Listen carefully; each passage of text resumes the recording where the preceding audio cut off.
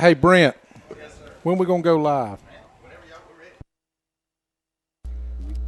For 15 minutes about whatever.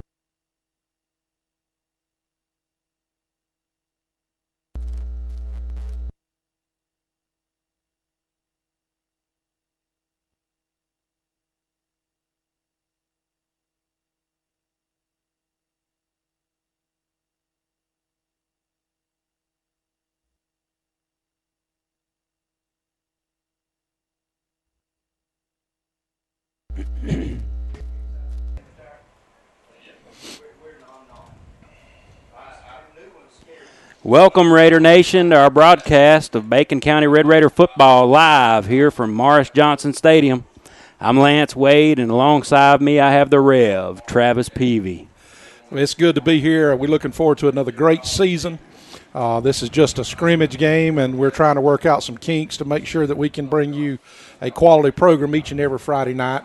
We want to go ahead and thank Cohen's of Alma and Southeast Propane for sponsoring the pregame show. It would be very difficult for us to bring this type of program without our sponsors, and we appreciate them. Tonight, football is in the air. The crowd is starting to gather in, and even though it is just a scrimmage game and we're still some 15 minutes away from kickoff, we can tell that people are ready to see some football take place. I don't know about you, but I'm ready, Lance. Absolutely. The field is beautiful. I don't see any bad spots. I see a beautiful BC out there in the middle. It's football season, Rev. Exactly. I was telling someone the other day, that I'm so ready for football season that I'm actually staying up and watching the reruns of preseason pro football.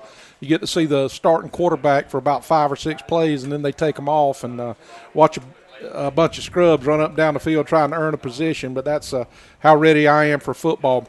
Speaking of the Bacon County Red Raiders, we're coming off a very successful season last year where we went to the first round of the state playoffs.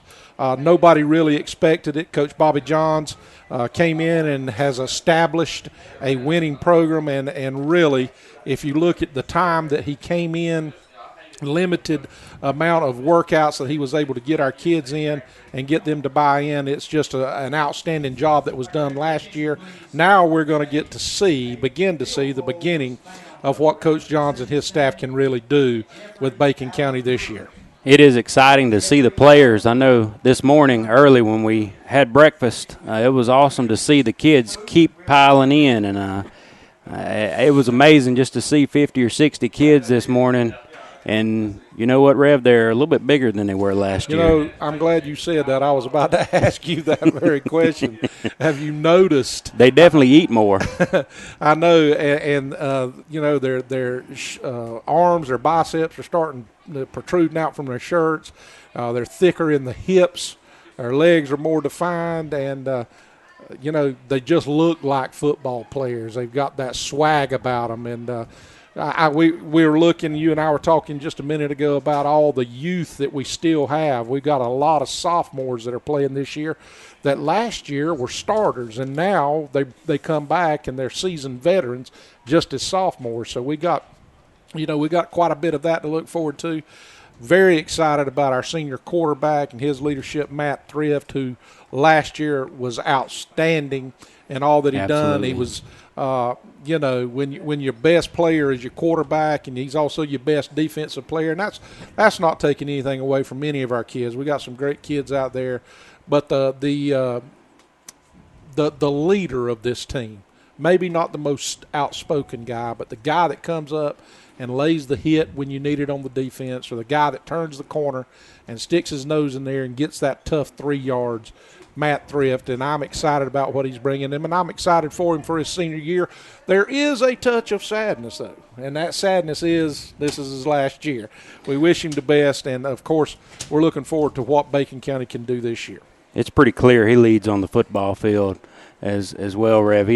He's not an outspoken individual. He just kind of smiles and gets the job done. That's a class act.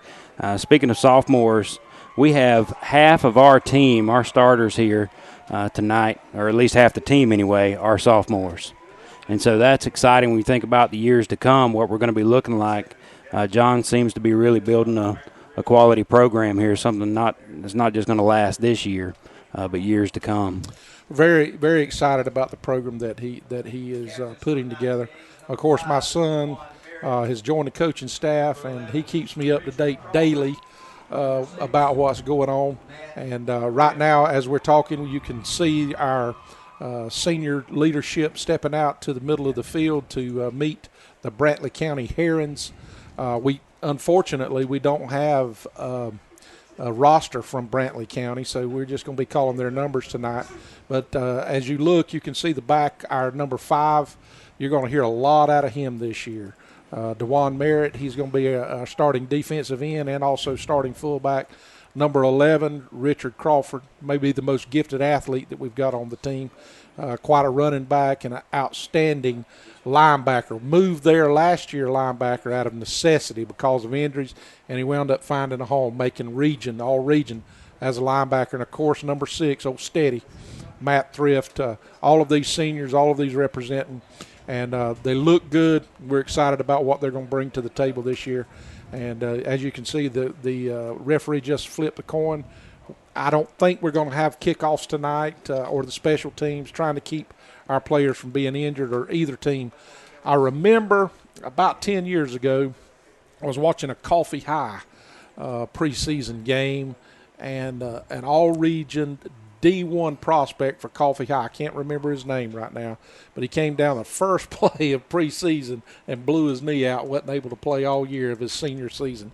So that happened in a preseason game, and we're trying to cut down on injury. Football is somebody said it's a contact sport. No, we got contact sports. Football's a collision sport, as you well know, and so there's always a chance for people to get hurt. But in this right here, we're trying to cut down possibilities of injury as much as we can.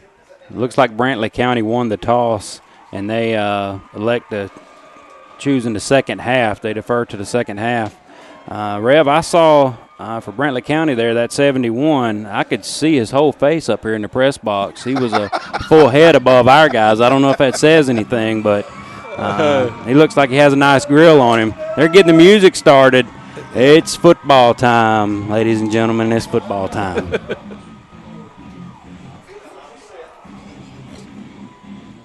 Macon County this year is coming into a brand new region. We got realigned this year. We're no longer single A, where we've been with the Clinch counties and the Charlton counties and some of those that we've got used to playing over the years. We're now in 2 AA, and we've taken on a brand new set of problems, or a brand new set of adversaries.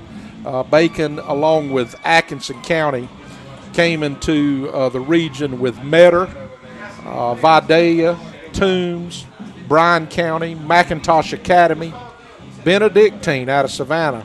Of course, Jeff Davis, our rival, and then Long County from Ludowici. That's going to be our region schedule this year. We've got 9 region games. The top 4 are going to the playoffs. And I look for Bacon County, good Lord willing, providing we don't get hurt. We're kind of thin. Just don't have a lot of bodies to compete in a 2 AA or a 2A top football. Most of the people that we face this year are going to bring more players in than what we do. But that's, you know what, that's not always a good thing. Our guys get into the flow of the game. If we can keep them injury free, then I think we're gonna see great things out of Bacon County this year. Well, they've played the music.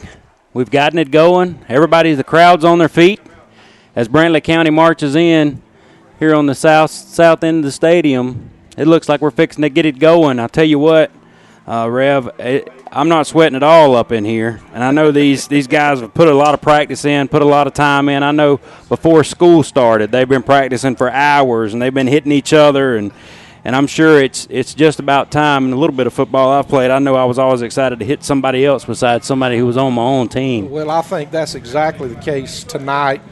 Coach John said something yesterday. I was interviewing him for a radio program, and I said, I know it's just a scrimmage game. He said, you know as well as I do that when you put on your uniform and you step between the lines against another team, it's not just a scrimmage game. It's a football game. We're going to approach it like a football game, and we're going to play to win. And that, if they're keeping score, it's a game. That's a fact. That's the coach in him, and nobody that's competitive in anything likes to lose.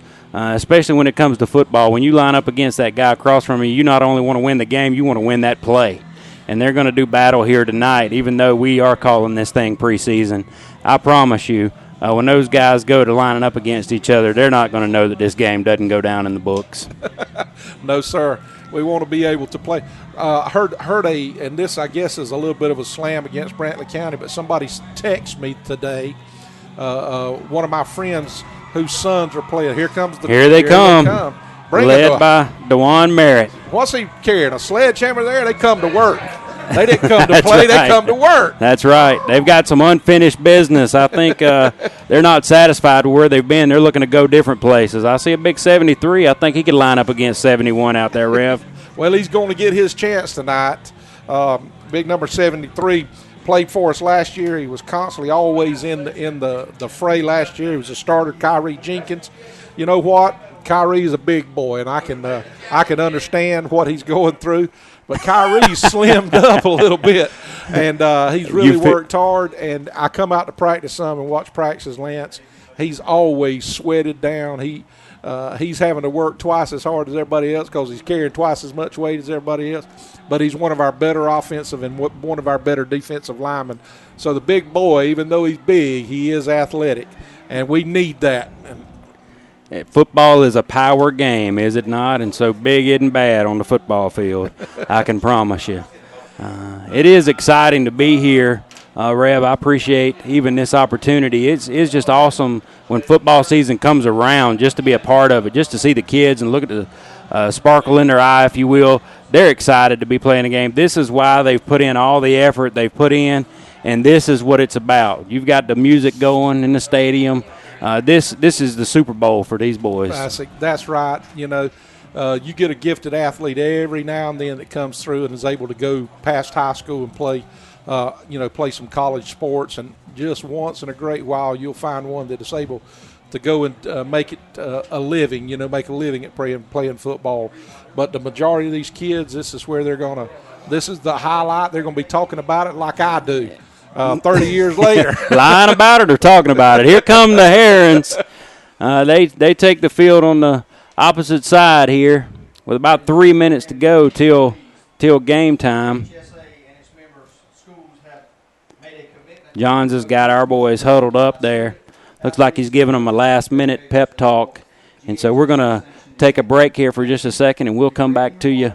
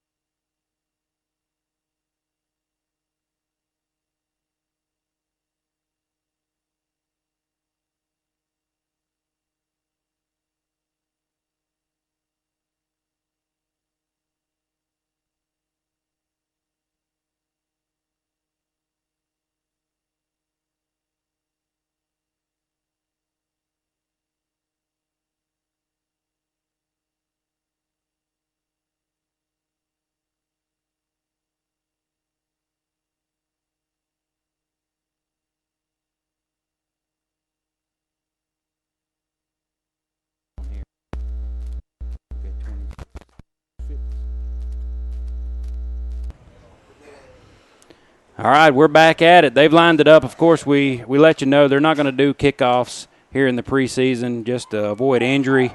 But we're going to line it up, and Matt Thrift's going to get under center here, and we're going to get this thing going. Talk to me, Ref. Yeah, man. We see Kyrie, just like you talked, lined up over big number 71, who's an imposing-looking figure.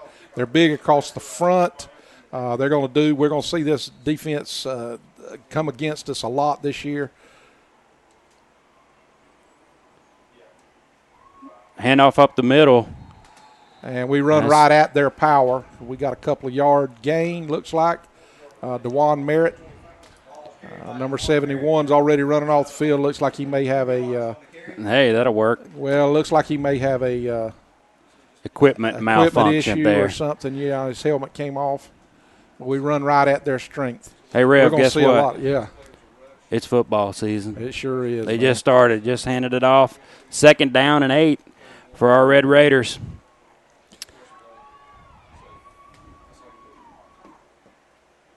Crawford in motion, the give. He keeps it, pulls it back. Oh, that was a play. Yeah. That he had really it. was That would have fixing been to be a play. He pitches it to Crawford. He hit- bobbles it. Well, he pitched it behind him a little bit, but you got to be able to make that. I don't know that the distance was right. I don't know that they had their distances right. It looked to me like Crawford was a little bit too close for the pitch. If he had been a little bit wider, that he may have very well carried that one to the house. I think he was ready to go, too. A little anxious, ready to get it upfield. You know, last year, this is a triple option, but last year we pitched the ball one time all year long, and here we are, second play of the season, and already pitching it. So Coach Johns has been able to put more of the offense in this year. Brantley County's 3A, and so you're able to see how many they have there on the opposite sideline. The carries for about 4 or 5 yards. Looks like it's going to be about 3rd and 2 or 4th and 2 and 3. And we're bringing on punter T.J. Wiley. T.J. transferred in this year from Albany, and talking with Coach Johns, he tells me that T.J.'s probably a Division I punter as far as a prospect is concerned. I was very concerned about our kicking game, but he brings a lot to the table with his ability to both kick as far as, I don't know about kickoffs, but kicking extra points and field goals, but also as far as punting. We might just be turning a corner here. You say this guy transferred in. Now, we didn't recruit him and give him a job like we do over in Lowndes County, do we? No, but I look forward to the day. That's right. Yeah, we just need a little bit more industry around here to get some. It was always amazing to me how these good football players kept coming to Valdosta, and somehow their dads got a good job and transferred in. Yeah. Let's see what anxious about the snap. Good catch. Booyah. That is a nice punt, Rev. I believe you called that one. On the 19-yard line. Yep, let's see what our defense has got. It'll be 1st and 10 on the 19 for the Herons when we get it started back. Well, the first series, what do you think? Well, it was there. It was there. It's just a little bit of jitters, I think. We just got to kind of get it worked out. I think we'll see more here in the next couple series. They'll get all their spacing and get their timing down, and this is something that I think they're probably just a little geeked up for. I don't know. Sure. And this is the side of the ball right here that really what determines whether you got a championship caliber team or not. We love offense. I do. I played offense, but defense. If you can keep the other team out of the end zone, that's the important thing. They look good out there, Rev. I'm telling you, they look good. They got a good size to them. I think you already said they had some swagger. There's the ball on the field, and we recover it. All right. I can't tell you how many times last year watching the football games, Rev, that we would have a fumble just go our way or something that even if we fumbled, it went out of bounds or, just the breaks seemed to go our way. And here we are, preseason game. First snap for the offense, and our defense, I'd like to say it was all our defense. It was just a great pressure there. Yeah. Got in and made it happen. Looked good. Looked real good the way we had penetration on them. They're a lot bigger than we are. We had to call timeout. Just as good as we were looking. We got to bragging on them too much, right? Just as good. He's hollering for somebody. I don't know what the problem is. That fumble caught us by surprise, I think is what it was. So we've got a timeout here. We're going to take a timeout, and we'll be back to you momentarily.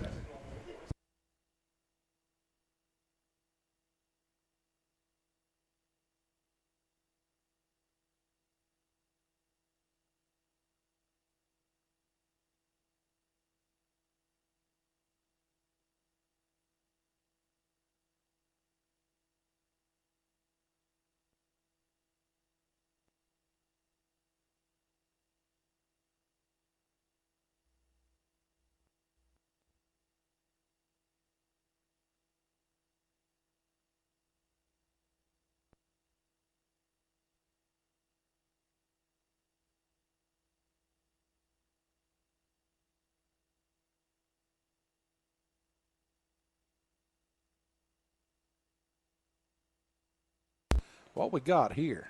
We back on? All right, Red Raider set up here. Matt Thrift fakes it, keeps it. He goes around to the left side, gains a couple. Again, Rev, it looks like it's there. Yep. Just ain't quite got the timing down. What is Greg Wright? Carey picks up 3 yards. He's hopping around out there. Hopping around, second play of the season. Drell Green comes in for him. It'll be 2nd down and 7 for our Red Raiders. 0-0. We've got 9 minutes to go in this first period. Now, Rev, how are we going to do this thing? Is it going to be 2 20-minute periods, or are we going to? I think it's 2 24 or 4 12-minute quarters. It's going to be 12 minutes, then 12 minutes. We're going to treat it just like a regular game. There we go. Penalty on the play.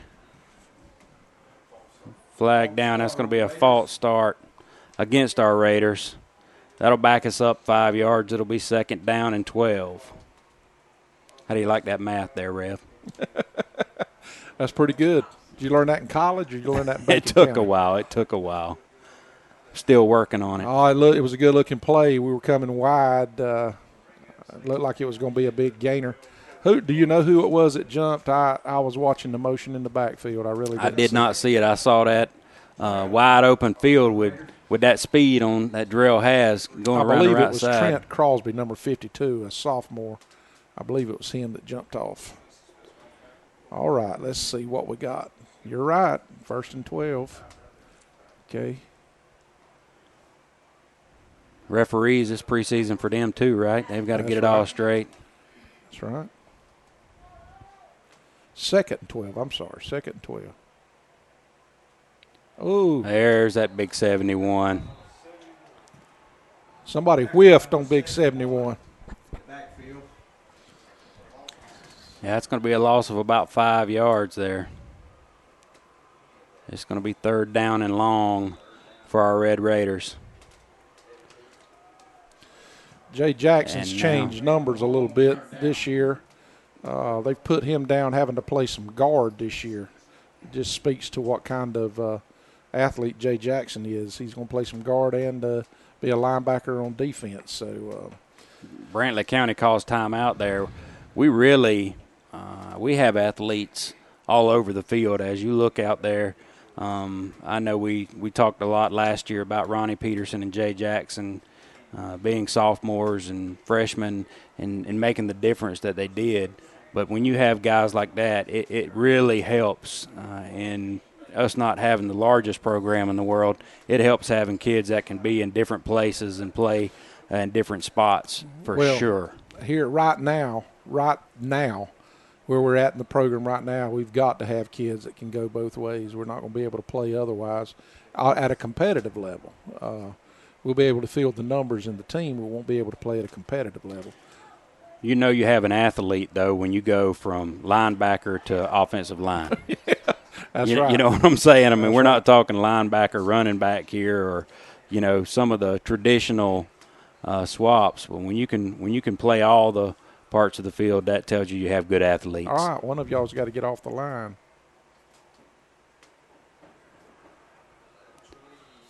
Ronnie Peterson. That's Ronnie Peterson on the carry there. Rev, did he get any carries last year? None that I remember.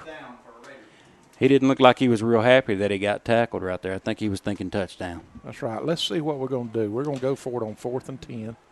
This close. We're a little bit out of field goal range. Let's see what coach is going to call right here. Will it be a pass play, or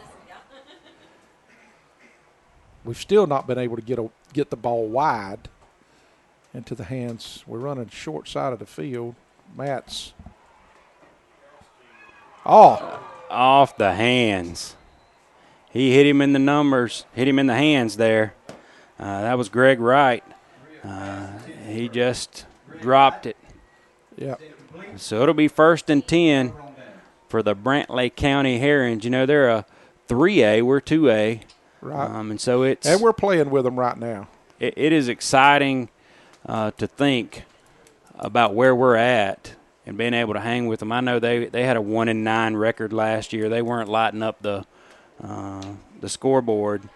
But at the same time, I think it's going to be a good matchup to be able to kind of see where we're at. And I really think if we would just execute, this wouldn't be much of a ball game if we just kind of put our heads together and get the kinks worked out. And I think you're going to see that and as the game wears on. We got big Deshaun Williams at number 62 that just came into the game. He's been hampered, has not been able to play or practice much during camp. Just came back this week from a foot injury, broke his foot, and he's just getting back in. But I believe he's going to be a key player. He's a senior this year, and he's a big kid that's got some athleticism. I believe he's going to have to step it up. He can be a major player, a major plus for us, both on the offense and the defensive line. Right now, that defense is tough, isn't it? I can see right now he's going to have to get a little bit lower. You can't stand up against big 71. What is that cat? You can stand up. You just won't be standing up long, probably. What is he, 6'5", 6'6", maybe? He's got to be. And weighs probably 320? He's mighty. That's what he is.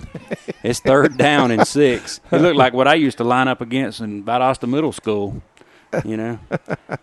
I think they kept him back for about 3 years over there so they could play middle school football. I played against those same guys. Full mustache in the 8th grade. It's kind of intimidating. It's 3rd down. Hit him. Great, Matt. Great play. There he is again, stopping him on 3rd. That's going to be 5, 4th down. 4th down and short. Yeah, that's a good 2 yards. They're going to have to punt it away. I can't say enough. I know I may be overstating the obvious here, but I'm telling you, we just have I haven't seen this for years, just the athletes on the football field. To be able to, even if they're in the wrong spot, their athleticism is able to make up for it. And it makes it, if you've got good speed and good quickness, it'll cover up some mental errors. And that's good to see. We got T.J. Wiley, who's back deep. There'll not be any pressure. He just gets to punt the ball, come up T.J., makes a fair catch, can't advance it. And there we are on on the Bacon County 44-yard line, 1st and 10. We've got 5 minutes and 44 seconds left in the first quarter. Just like you said, it's just been a little bit of a chess match. I don't think either team has executed very well at this point. That's why we have the scrimmage. We're still 2 weeks away from the regular season. But we've got our feet wet a little bit now. The jitters should be about gone. Now it's just a matter of working out some kinks and starting to execute. I look for us to be executing a little bit better on this series. We've had 2 series. We had a penalty. We've had different problems that's happened during the course of us running it. Let's see what we can do now. There you go. Pitch it. There it is. There it is. Straight north and south. There you go, TJ. No, that's Richard. That's Richard Crawford. Richard Crawford. Yeah, run over somebody. Yes, sir. Takes it down to the 9-yard line. It's been there the whole game, Rev. They just finally put it together. It's just a matter of putting it together, just like you said. And you know what that's going to do, don't you, Lance? Yep. What that's going to do is it's going to keep them from keying on DeJuan all night, and you'll see him pop one in a minute right straight up the gut, and then they're going to try to stop those 2. And then the fastest player we got on the team, number 6, MATTTHRIFT, he'll turn the corner, and he'll be gone. So now, when you said in a minute, is that minute like now? Because I'm just imagining we're fixing to see a big 5 up the middle. I think you're about right. I like this offense Coach Johns runs. I like it. TJ's looking in. Let's see what he's going to do. They're going to hand it to DeJuan. What is that? Is that number 5 like what? You called it? Did you call it? I'll tell you what, that's not a hard call when you're on the 9-yard line and you've got a beast like that in the backfield. You just let the big dog eat. That's all you do. Touchdown, Bacon County Red Raiders, the first of many this year. Great play, great call. That's what getting a good outside presence. It causes them to have to. They've got to honor their spots. They can't be flying to different places to make plays. They've got to honor their positions. And I'm excited right here. I want to see what we do right here. I'm excited about seeing what the snap looks like. I say excited. I'm anxious to see what the snap looks like. I So know we got steady hands back there. We've got the ability to kick it, but the exchange right here is so important. You know, last year, and any time you got South Georgia football, 1 point makes a lot of difference. Great, woo, kick it. That is a nice kick. Yes. He's got a leg on him, that's for sure. There we are, 5 minutes and 10 seconds left in the first quarter. Our Bacon County Red Raiders 7, the Brantley County Herons 0. Stay tuned. We'll be right back with you. We're going to take a quick break as they change. Stay right here with us.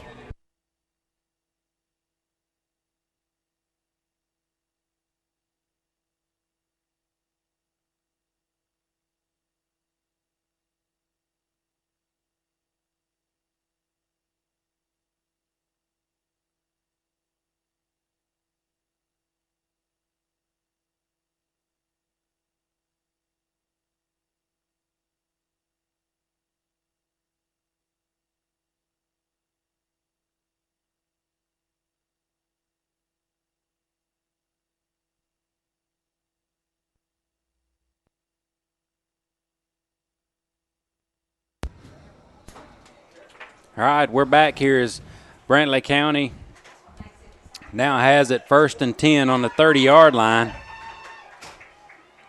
They put the ball on the ground again, but the quarterback falls back down on it. It'll be a loss of a yard on the play. It'll be 2nd and 11. I'll tell you what, Rev, it's good to see the cheerleaders running across the front of us here. I almost reached out and got a football as they're throwing them. They're cheering down there. We have got a lot of cheerleaders. As you can see, we have got a lot of cheerleaders, and that is exciting. What last year's success just speaks and breeds success and breeds excitement all across the whole scope of things. People want to be a part of something successful. Is that why you're a Baptist? That's or something. I'm still trying to figure out what I am, Rev. They call me Baptist. I don't. Brantley County calls timeout there. Not taking anything away from the Brantley County Herons. Like you said, they had a tough year last year. But a good friend of mine is a coach over there, Coach Keith Mobley. He coaches a baseball team, and they went to the Final Four this year in baseball. And they had a very successful season. Them and Pierce and Appling County, all from the same region, were the final part of the Final Four teams. Of course, Appling eventually won the state championship.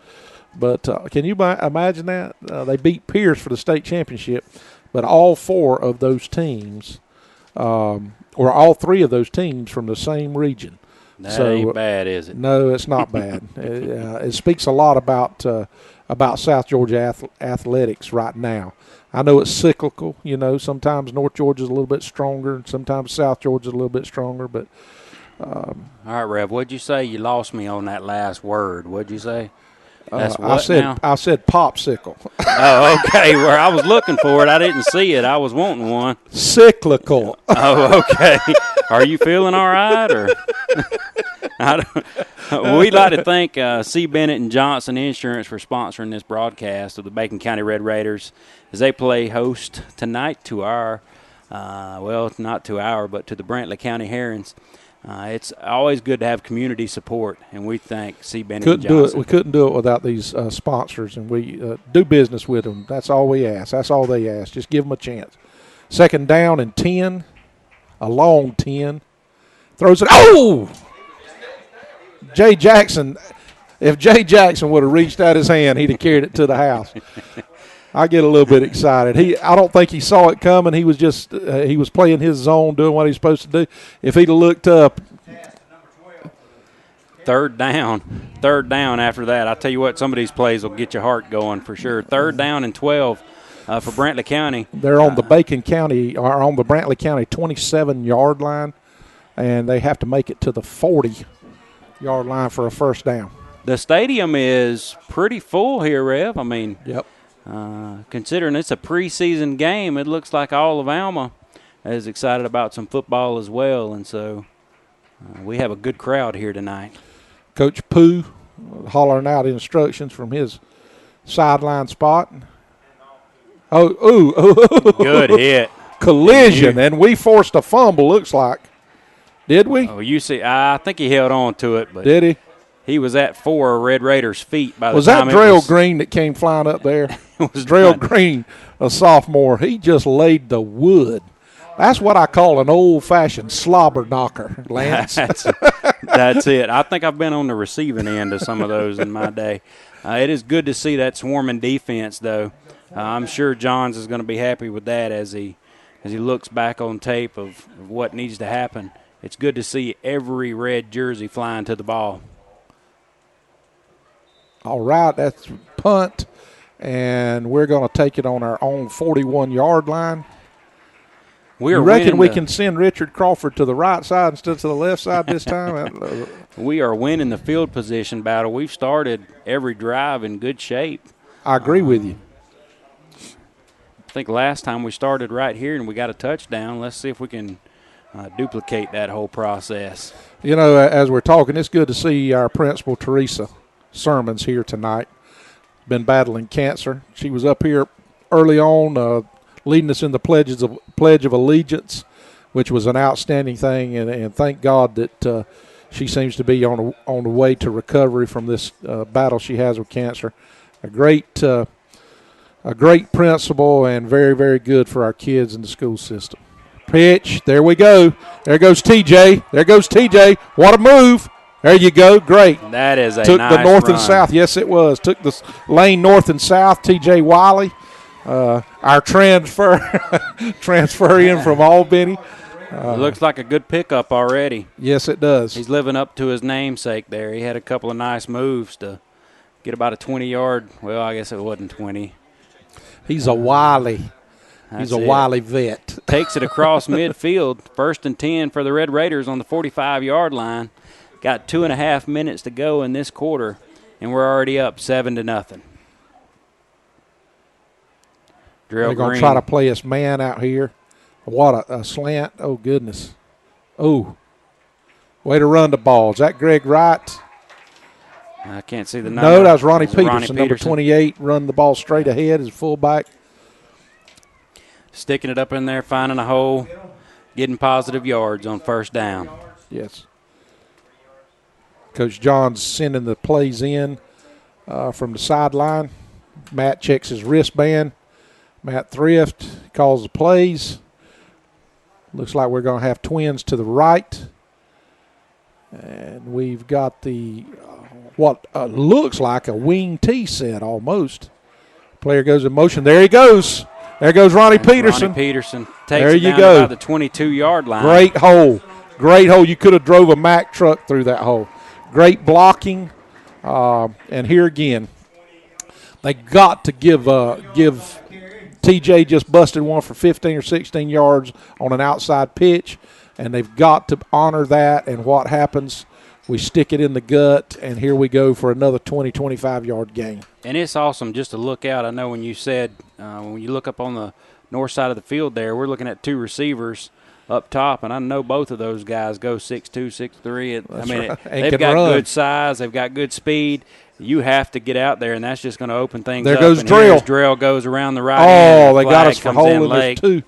There's flags all over the place. I think Yeah. he threw 3. He makes about a 15-yard run there, but we're going to have to check the call on the field. It might be coming back.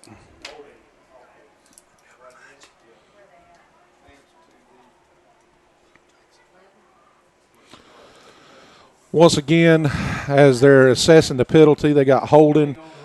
Holding, would it be from previous spot? Or it'll be from the spot. It's a spot foul. I don't know which spot. They've got 4 flags out there, so I think they're going to choose the one closest to us here. They're going to call it. They're going to back us up. Yeah, Back it'll to be the 30-yard 1st and line. about 17. Yeah. Put ourselves in a hole. We can't have that holding. They're just padding the stats, Rev. They're just padding the stats. Once again, we'd like to thank C. Bennett and Johnson Insurance Company for sponsoring this broadcast. And if you're in need for any type of insurance, life, health, accident, whatever, Check with C. Bennett and Johnson Insurance Agent. Matt comes and steps up underneath the center. He's looking over his defense. He calls out and what have we got here? Great looking play. Oh, nice play. We got to have some blocking. Devontae O'Neal, he took a little bit of time off and was watching the play. I'm not sure he realizes there's a football game going on here. He was actually playing the fan that time. The defensive back came up, number 24, and made an outstanding play. Don't look like we put a hand on him. He ran free right up to make contact in the backfield. We didn't lose any yardage, but didn't gain any yardage. One block, and we're off to the races. Exactly. That's what I was fixing to say, Rip. I'll make a prediction. If we keep having to have one Brantley County player make the tackle or it's a touchdown all night, we're going to have a good night. Got some penetration there, and I don't think Matt ever even got the make the handoff. Was that big 71 that made that penetration? They're firing off. Yeah, I think that was number 30 for them. He just kind of submarined up in there and got right in the right place. That's the end of the first quarter here with your Red Raiders leading 7-0 over the Brantley County Herons. We're going to take a station break, and we'll be back to you when play resumes.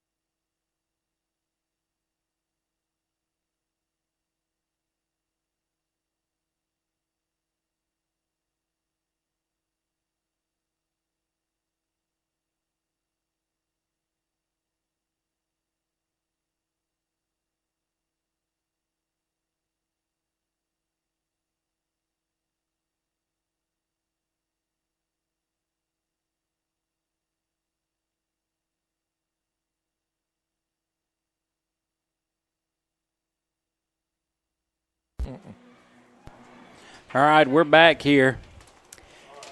Change of quarters. Second quarter. Bacon County leading 7-0. We've got a 3rd and forever. Are we going to throw it? We're going to run it? I say we're going to run it here, Rev. We've been having such nice runs. No reason not to. Thrift keeps it for a carry of about 6-7 yards maybe. I wish that Brantley County would play a little bit higher. They are submarining our guys, going for their knees. That's just not I don't know. I don't like that. I guess because my son was a senior when they submarined him, and second game of the season he was out for the year with a blew-up knee. They don't teach you to play low. They teach you to make contact up high. I'll try to build it up. This is a 4th down here. It's 4th and 12. Let's see if the Red Raiders can keep it going. We're going to throw the ball. Intercept it. There you go. Now tackle him. There you go. Oh, well, we got to tackle him. Matt wasn't able to set his feet. Brantley County returns it out to about the 27-yard line. You don't mind him throwing that pick in that situation. No. He's just trying to make something happen, throwing the ball up to see if one of those tall, lanky receivers can come down with it. And so not a bad play by our quarterback there, just trying to make something happen. One of our players did it. It looked to me all the way across the field, but it looks like we may have got our hands on the ball. But I don't know if it was tipped or what happened. I couldn't see it. Was it tipped? It looked like a duck. He wasn't able to get his feet underneath it, and so I don't think it was tipped so much. Just went right straight to him. Yep. Yeah.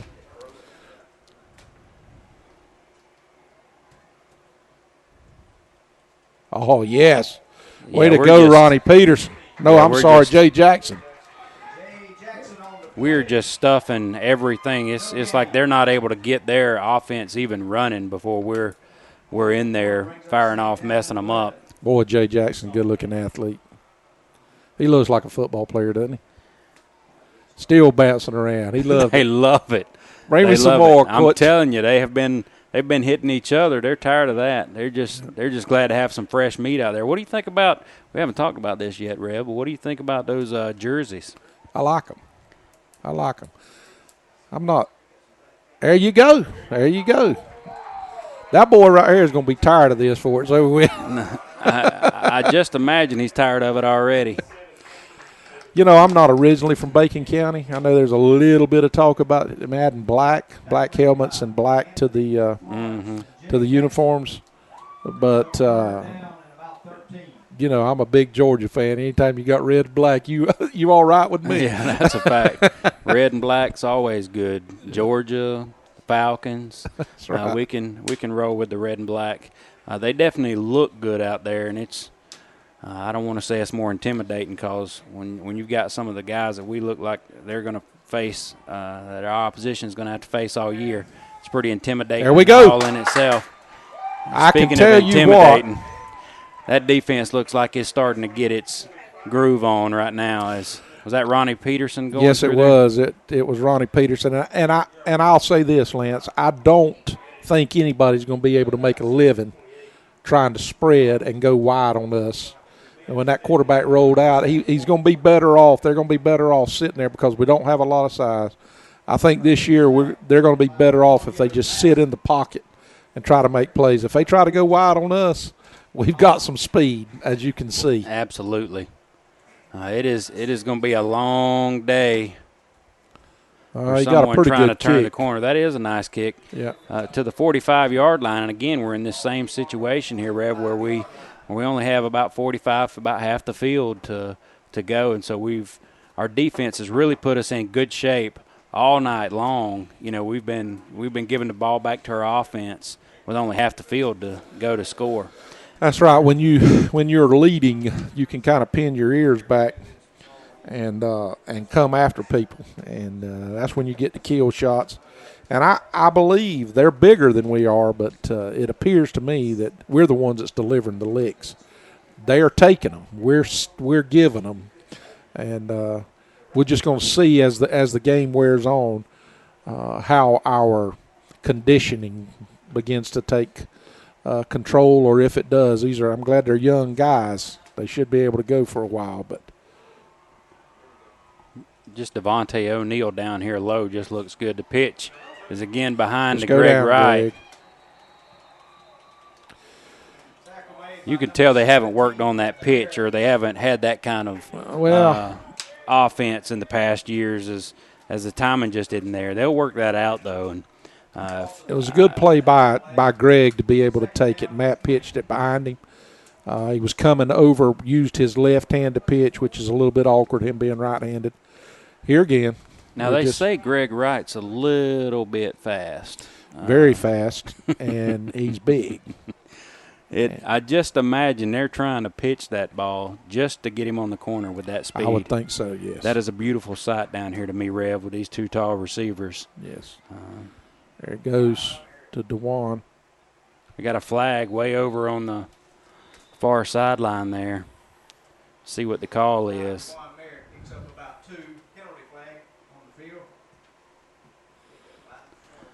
Again, 7.5 minutes to go until halftime, and Bacon County is leading 7-0. I think they might be a sideline warning there, Rev. Is that what they're saying? That's what it looks like, a sideline warning. Sideline warning against. I think the back judge actually got tired because there's been so much running going on. He got tired of not being in the program, so He said, "Hey, I'm in the game too, Coach. Put me in." That's right. maybe, I don't know. They have that BC outlined in black right there. It's talking about our jersey noticed colors that. and how we've changed the thing. I like the helmets. The black helmets are looking sharp out there as well. It's got that flat look to it. Yeah. It's kind of business-like. Uh-oh. Yeah, we had some more action going on there. False start on us. That'll back us up some more. We're winning 7-0. We're winning in the trenches, but we aren't doing it pretty. No, we're going backwards right now. And we had a bad play. Let me say this. They're not stopping us. We're stopping us. It's not them that's stopping us. That's We're right. stopping us. And can't beat yourself, but that's why we've got these preseason scrimmages, so we can begin to. It's going to be on film. We can work out the kinks. We can see who's doing what and who's not doing what they're supposed to be doing.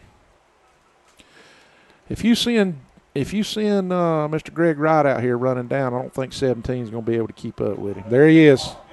There he is. Richard, catch the ball. Oh, and he bobbles it and doesn't come down with it. But you're right, Rev. You called that one. He was wide open. Yeah. And those plays is just going to be able to give. We just have to be able to give Matt enough time to get set and to sling it. But he was wide open, and that was just a clear-out play that they were running for Richard there for him to be able to turn it up and get the yardage. My son Matthew coaches some, like I said, with Bacon, and he tells me, he's a former quarterback, he tells me that he's never seen a quarterback with the accuracy on the run that Matt Thrift has on the run. He said he's special when the ability to throw the football while he's running. So he put that one right on the money, didn't he? You couldn't have. I don't think you could have walked up and handed it to him any better. It looked to me like Richard was turning up the field. He was wanting to see where he was going. And he did get hit. It would have been short. Yeah, we'd have been 10 anyway, yards short. Yeah. Got another penalty? Looks like we're backing up. I don't know if there's a penalty. Unsportsmanlike. Okay. Against Brantley County. Now they might be having a little something here in preseason. Hope looks like they're upset on the other side of the field there. So is unsportsmanlike an automatic first down? I don't think it's going to come with an automatic first down. It is a 15-yard penalty. Okay, it's still fourth down. Unsportsmanlike does not carry a automatic first down with that penalty. Personal foul does, but not unsportsmanlike. Good snap. Booyah. Yes, sir. He's going to down it on we have us a kicker. 11-yard line, yes. We do have a kicker this year. Yes. We had one last year as well. We've been on a run here with our kicking situation. It's down at the 10-yard line. They can't do that in the NFL half the time, Ref. That's the truth. I'm telling you what, I haven't, this transfer we got in, T.J. Wiley, he's looking like he's going to bring some good – he's going to be a good addition to the offense, the defense, and the special teams. Well, I know his father who played basketball at Nichols, and back when Nichols had a high school. Terry's probably 48 years old, something like that. He's a couple of years younger than I am. And if he's got any of the athletic ability at all, and it appears he does, that his daddy had, we've got us quite an athlete. So it does not surprise me that he's able to do what he's doing. His daddy was the same type of athlete. Got 7 minutes to go in the half as Brantley County here takes it over deep, 90 yards to go. And hands they it broke off. one Good off. run. That's the best run they've had tonight. 12 yards or so on the carry, gets it out across the 20-yard line. It'll be 1st and 10 again for the Herons. Yes. That's the first down I think that they've had tonight. I don't know if you remember one, Rev. We've pretty much dominated on defense. I believe that is the first down. Let's check with our statistician. Is that the first down that they've had? Yes, first down that they've had tonight.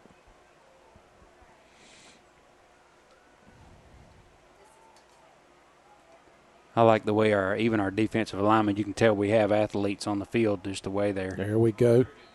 Who stood him up? Is that Jay Jackson? Yep, that was Jay Jackson Yeah, in number on the 50. tackle. It'll be a gain of 2. It'll be 2nd and 8. But as I was saying there, Rev, we have a lot of defenders in the upright position. You know, we don't have many with a hand on the ground going after them. That just tells you we've got athletes that can cover the field and get after the ball carrier.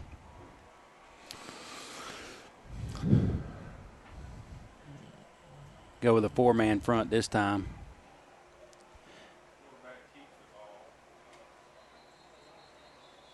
Be a gain of about 3 or 4 there. It'll be 3rd down and about 5 yards for a first down. 5.5 minutes to go in the first half of our football season here as it's kicked off here tonight against Brantley County in this preseason contest. And the home team's winning 7-0. I'm beginning to see some of our players start to put their hands on their hips. We may be tiring just a little bit. It's hot. It's hot and humid. Even though it's not as hot as it has been, it's still a humid night out there, South Georgia.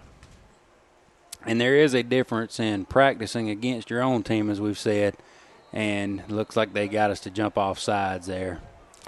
For the life of me, I can understand how on occasion a defensive end will jump off sides, but how does a nose tackle jump off sides? When you do battle down there in those trenches, it's hard not to try to get a jump on them, I guess. Yeah.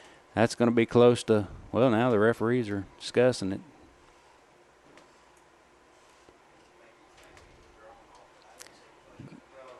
Aha, it's drawn off sides. Yeah, I told you. Look at what he said. I told you. The quarterback may have done the old head bob on that one, Rev, and kind of did a little motion. You know, they're saying they're going to start calling that in the NFL this year. For years, the Peyton Mannings of the world, if you will, could sit back there and do foot stomps and head jerks and all kinds of stuff, and they've gotten away with illegal procedure for years. They're going to start calling it, looks like the preseason refs here in the old high school. Well, they need to do something against the quarterbacks in the NFL. You can't tackle them anymore. You can't speak bad about them anymore. You can't put a bounty on them anymore. You can't do nothing. I know. What's this world coming to? There he goes. Good play. Richard took that blocker on his inside shoulder and took him on and kept his outside shoulder free and wrapped up the quarterback. Perfect technique for a linebacker right there. The lead blocker came on him. He kept his, like I said, his outside shoulder free, took him on his inside shoulder, and allowed him to reach out with that one arm and tie the quarterback up till help could come. Well, it'll be 4th down for the Herons, and so far, just in summation, it looks like we're just bigger, faster, stronger. Right. Come up and get it. Ooh. And again, I believe there would have been a couple of punts we already took to the house because he kicks that low line drive. Yes. He gets a little bit of distance, but it would not do him good to kick one like that in a regular game to one of our quick players. This is preseason. This is a 1-9 football team last year. I'm sure they're going through their own thing, trying to work out their deal, but it is hard for me not to be just a little bit jacked up about some Bacon County football this year and just what could be. When you get to thinking, you look at the schedule, I know there's some different ones on there, and there's going to be some tough opposition when we go to Vidalia and play some of these games, but trying to temper expectations is going to be a hard thing to do. That's true. When I'm looking at what I'm looking at tonight. There goes Thrift. Matt didn't want to toss it then. He said, I've got enough daylight, I'm going to take this. That's right, great keep. And he's quick around the corner. Yep, he had options, and he said, I think I'm going to take this option here. I'm going to take these 17 yards, and it's 1st and 10 for the Red Raiders on the 35-yard line. We're going towards the south end zone. For you that are not able to see it, we're going to the south end zone, so we're running towards the concession stand. Speaking of concession stand, I hadn't eaten supper yet, man. Yeah. I was wondering when we were going to get to that. I wonder if somebody's out there listening good enough to bring us a cheeseburger or something. There you go. That's a way to make something out of nothing. Ronnie is running angry tonight. Did anybody make him mad before the game started? I sure hope so. He's not. Even when he makes a good 4 or 5 yard run, he gets up like he is really mad that he got tackled and he didn't get a touchdown. I think you're going to appreciate that in your running back if you're the coach. That's right. Second down and 8. Ronnie Rhino Peterson. That's what he told us last year. He wanted to be called Rhino.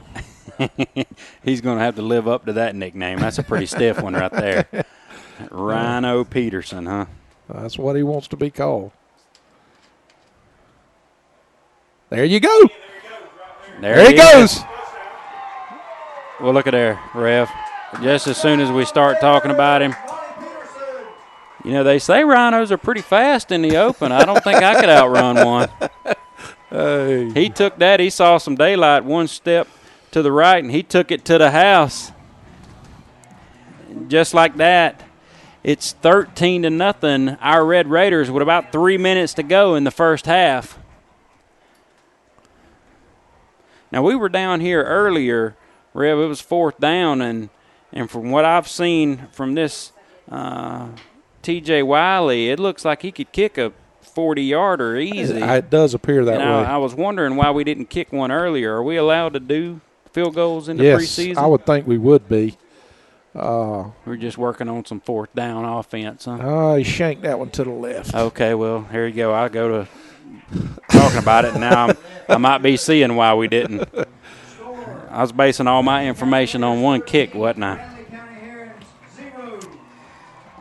Let's see. 13-0. Our Bacon County, the good guys, are up with 3 minutes to go in this first half of the first game of the preseason here in the 2012 football season. We're going to take a break, and we're going to let you hear from some of our sponsors, and we'll be back momentarily.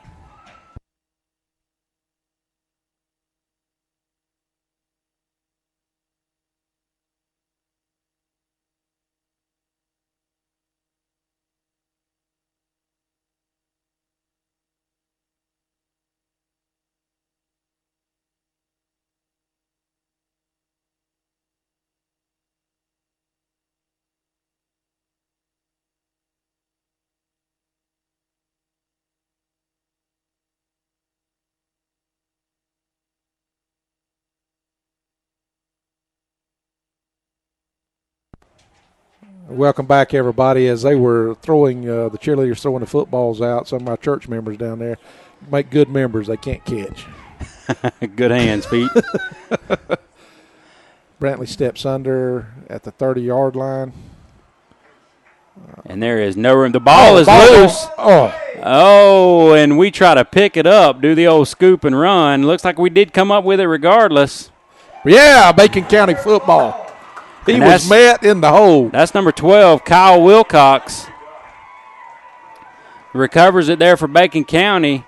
Just like that, it's going to be 1st and 10. The Raiders, I'd say that's some pretty good field position there that we just picked up on the 25-yard line. Let's see if we can get that Rhino going again. I like it when a fullback who's supposed to be the toughest player, not saying this kid's not tough, I like it when the player, fullback from the other team, when he gets hit and his head goes to bobbing back because somebody put a lick on him, and we hit that boy in the hole. It's easily to get caught up in the game, but we would like to thank C. Bennett and Johnson Insurance again for sponsoring this program and just being able to give us Red Raider football here this year. Boy, the middle of the field is so wide open. Have a timeout there. Looks like Brantley County's used their last timeout of the half. I think that's their 4th one. We'll call it the 3rd one because I'm not keeping up. With 3 minutes to go, 2 minutes and 52 seconds in the half, Brantley County calls a timeout. We're up. Good guys in the lead, 13-0.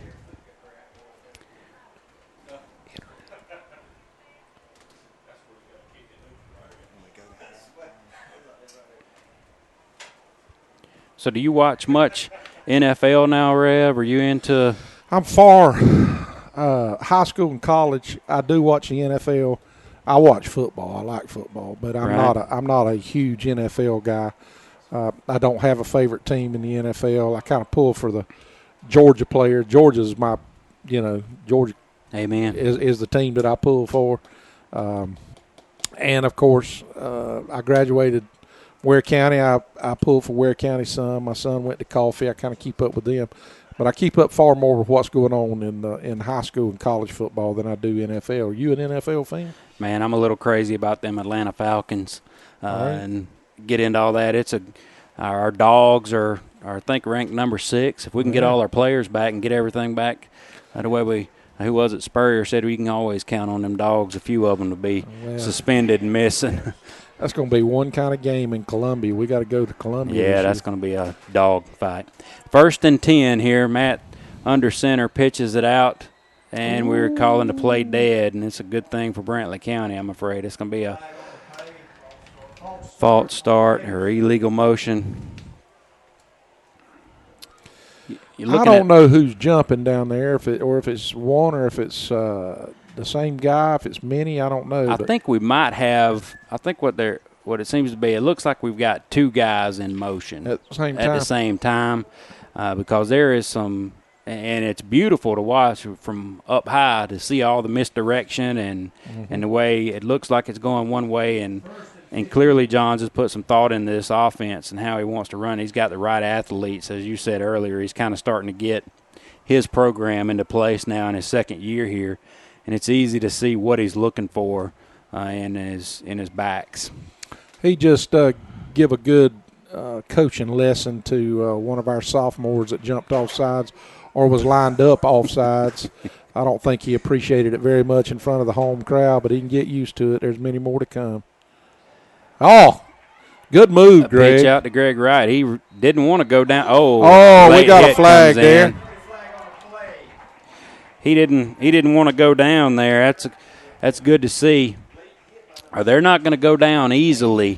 When these boys get the ball in their hand, they're wanting to take it to the house, Rev, and that's good. I'd like to see them just keep hanging on to that ball. Sometimes when you put forth that much effort, you get a little careless with the football. We haven't done that yet, but it's good to see the heart that we seem to be displaying. Even though this is preseason, they're laying it on the line out there. They are. They're playing like it's the regular season. We're giving everything we got. And just so the sophomore doesn't feel real bad, Coach John just got all over a senior too. So, yeah, I like how your son down there, Matt, is. I think they've got a 1-2 punch down there. You know, the big guy comes in, and then Matt kind of tries to come in. Looks like I've seen him a couple times, kind of smooth it off. Like, this is what he was talking about. You should do this and spin this way. That's what it is, buddy. It's okay. Coach Johns is the hellfire and brimstone. That's right. Matt kind of comes along and cleans up the mess. He pours in the oil in the wine. That's it. Now, Rev, I've been looking at the clock because I kind of looked down there to keep up with it. I think everybody else has been. I think in the last 20 minutes, 10 seconds have run off, but I don't want to say that too loud because the clock man's down there. Thrift pulls it back out eventually, and he pops out. There goes and Matt. He stays up, and he takes it in. That's just determination right there. He got hit twice. He looked like a pinball machine. Looked like one of these pinballs that was That looked like the old fumble rooski there where you got 3 people up around. You don't know who has the ball. Matt said, I'll take this now, and he just steps out and bounces off of 2 and takes it to the house. It's 19-0. How you like that math? 13 plus 6, 19-0, our Red Raiders.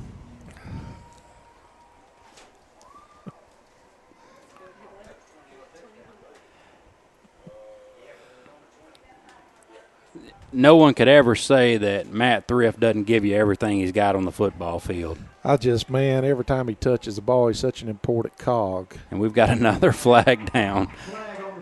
We're really struggling with this illegal procedure. I don't know what they're seeing. I don't know if Let's get it right now. Let's let the referee tell us what we're doing so we can get it right now. And I see Greg Wright slapping himself on the helmet, so I don't know if that's yet. Ronnie Peterson's out there getting things straight. It's funny to me to watch Ronnie play because you can look out there and just see how he's trying to be the commander on the field, and he's holding his teammates accountable. Yeah. He's not lacking any fire, that's for sure. Maybe we didn't have enough players on the field. Maybe it's what it was because we just run someone out there. I don't think they're going to throw a penalty on us for not enough people on the field, though. I don't know. I don't That know if it's that a delay is of game. I'm with you though. That is wrong. I don't know if it's a penalty. It's always better to have 12 instead of 10. Okay, T.J. Wiley lining up again. Whoop. Yep. That was good. That's good. So it's 20-0 here in the first half. Got 2 minutes to go. Our Bacon County Red Raiders have really been impressive tonight. They have been very impressive, and I keep saying this, but Brantley's not stopping us. Exactly. We've stopped ourselves, and that's what we have these scrimmages for. We got to work out some kinks. As long as we can have these cheerleaders throwing footballs out to the crowd, Well, that's the truth. we'll know we'll be all right. That cheerleader right there, we need to put her on the football field. She just hit the window up here. She threw that. Again, we'd like to thank C. Bennett and Johnson Insurance for sponsoring us here tonight and putting up with this mess that we call a football program. We really appreciate you, C. Bennett and Johnson. Thank you for sponsoring our Red Raiders. Look forward to halftime coming up. Foster Rowland Auto Mart halftime show. And is the band going to be playing tonight? I'm not sure if I don't think the band's going to be playing tonight. So we'll be going off the air for the halftime festivities tonight. But then we'll be playing the band, and you'll be able to hear it all year long.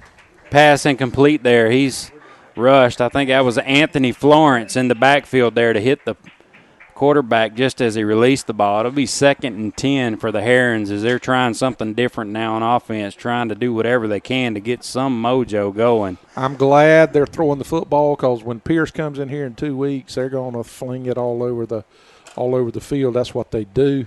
They've got a quarterback, a Division I prospect. He's been to all the big Southeastern Conference schools this year, this summer at going to camps. And a big kid, weighs about 230 pounds, supposedly, a D1 prospect. So they're going to try to light it up and throw it around, and we need to see the ball go in the air some. And we have some of our players out of the game here, too.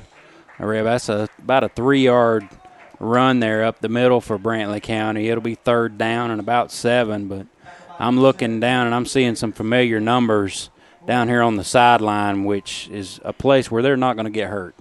That's right. And they've shown what they can do so far offensively and defensively. We're pitching a shutout right now. I stand corrected. We will be having a halftime show.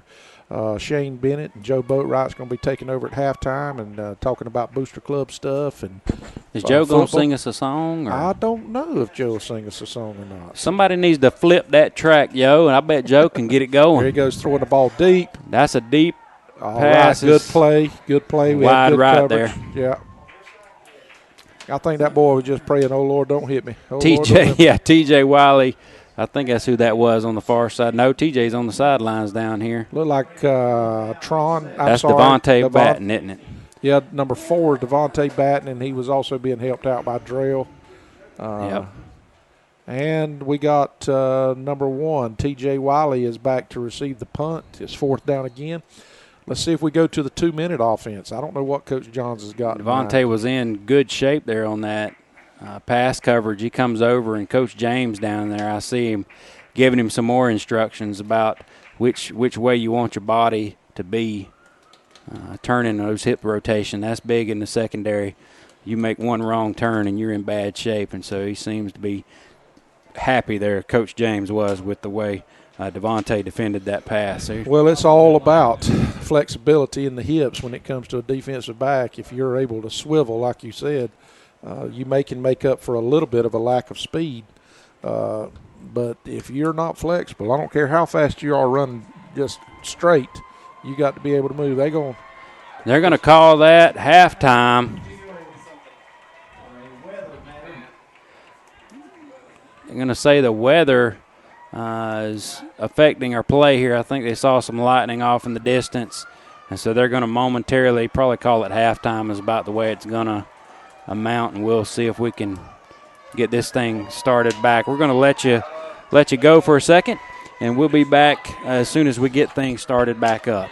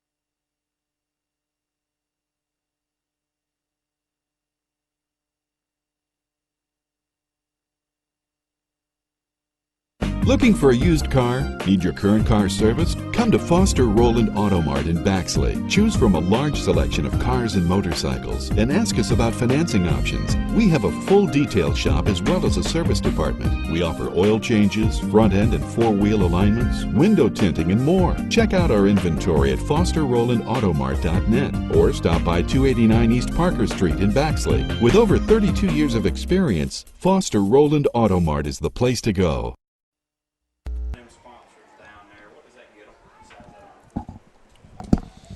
Welcome to the Foster Roland Auto Mart halftime show, and it's Shane Bennett along with Joe Boatwright. And we're going to try to give you a little stats, a little information, talk about the Booster Club, and a little bit of everything else during this halftime show. So, Joe, what you want to bring us in here with to start this whole discussion with? The Raiders, who started out looking a little nervous more than anything, they came out and had a few penalties, but as the game progressed on, they got a little more into the game. The offense started to flow and had some great runs. Yeah, I think Bobby is probably getting his vocal cords stretched in there right now, because I know Bobby and I know what he saw in this first half. He is not happy because they look very rusty for the team that's been practicing as long as they have. He wasn't real tickled about those penalties. Some of them were useless. The other team had several penalties also. So I think it was more nerves than anything. Yeah, we killed ourselves one time after another with penalties in the first half. We didn't have any personal fouls or anything like that, but just not delay games, but false starts were really killing us the first half. I think they were more nerves and just getting settled, and then had a couple of careless false start penalties that really set them back. And other than that, on their drives, they moved the ball well. Yeah, and Matt he's such an artist at what he does with that option and pitching the ball out and holding it and reading that linebacker and that defensive end and bringing it in or pitching it out. Like I say, I think they're just getting the nerves settled, and I think we're going to be in a lot better shape. Our test is going to be that line up front. You know, we're small up front. We've lost some linemen this year, so that's going to be our Achilles heel if we can't block anybody. And I think the power of the defense, they are extremely quick. Got to the ball well, tackled well, tackled in a bunch. There were several on most of the tackles. It wasn't just one. It was a host of Raiders, as you said a while ago on the PA. Yeah, a couple of bright spots. You mentioned Ronnie Peterson. I know as a 11th grader, he stepped up. He's being what Coach Johnson's looked for as a leader. He has played some both intense football on defense and on offense tonight. Yeah, DeJuan Merritt, who scored the first touchdown, he's had several carries run the ball hard, and he scored the first touchdown tonight and put the Raiders on top. And the run that Ronnie Peterson had probably covered 35, 40 yards or better, and he broke several tackles as he was headed toward the end zone. Yeah, Ronnie, you got to get him focused. He was kind of like the old the movie Forrest Gump. You got to tell him when to start and stop, but Ronnie's going to run hard as long as he's got the football. He's a pretty good kid. He's been in Sunday school class with me several times, and he's a pretty good kid. I was impressed with MATTTHRIFT's run there. I mean, I thought several times he was down. He kept bouncing back up, and last year he got hit so hard so many times I didn't think he was going to get back up, but he kept, on that play in particular, just kept his feet under him and kept going. And I think some of what we've been seeing in that weight room all summer long, them working those weights and those legs and the squats and the power cleans and everything they're doing, those kind of plays is what makes a difference with these weights in the weight room. Yeah, I was noticing in the pregame warm-ups, we had a pair of binoculars up here, and we was looking at some of the kids, and you could tell that the weight room has showed up through their legs and their shoulders and their arms, the way they are filled out. And I think the weight program will really show up this year in late in games. Got a little tired as the half wore on, started to see some hands on their hips, but it's hot and it's humid, and that's just early season Well, that's stuff. one problem, and I was kind of concerned the way GHSA, I understand what they're doing with their rules about at practice and stuff. They can't practice so long, and they have to have water breaks in there. But when the game comes, it's one quarter after another. There's not breaks like that. So it's going to take a while for their bodies to get acclimated to playing like they are right now, especially in this South Georgia humidity. Sure, you get out and practice, and practice is one thing, but you get game activity going on. It's a completely different speed, and it will wear on your body a lot. Now, more. Bobby John's practice, he doesn't. He's different than a lot of coaches. He doesn't run any wind sprints or anything after practice. He carries the practice in such a way that he thinks he's running a full-time game after when they get done with practice. So But in his workout ethics, as far as in the weight room, what he does with the kids, I don't know if you've talked too much about it. He's taken the weightlifting philosophy from power lifters and from world-class sprinters, and he's combined those two workouts, and that's I think what we're seeing out there tonight. So a lot of that, but just from the negative side, it's just we're rusty. We don't look as sharp, but I think that's going to come. This being a scrimmage game, first game, when we got a lot of folks out there that have not played any first-string football before that are playing for us tonight. So, and one thing that is very, very impressive to me is this is just a scrimmage game. I know it's a pre-season scrimmage game, but the crowd that has showed up here tonight at this football game to support this team and to show their encouragement is just amazing. We talked about it earlier. It's several years ago. Here, this would have been a hometown crowd, and it was all the way around the fence on the end zone, and the bleachers had quite a few people. So we're getting word right now that we may start here back shortly, so hopefully we'll have some football back for you here in just a minute. We will be resuming the game from what the referee just said. Another quick thing, Joe, what we talked about earlier was T.J. Wiley, kid that moved in from Westover by Albany. The kicking game that we've got this year is going to make a huge difference down the road. Yeah, we was noticing him in the pregame warm-ups. He was easily punting the ball 40, 45 yards, one even longer than that, from the end zone, kicking it across midfield. Yeah, I was impressed with that. And Bobby said he's a Division I kicker, so he showed that tonight. Even his field goal attempts. He missed one there, but I think it was just a little bit of nerves and stuff. But. Oh, yeah, just getting started, new. He's a transfer from Westover, came in. Very good kid from just hearing people talk about him.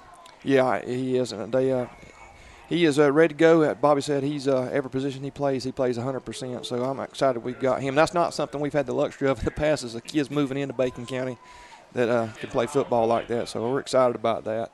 Another thing going on tonight, this is a scrimmage night.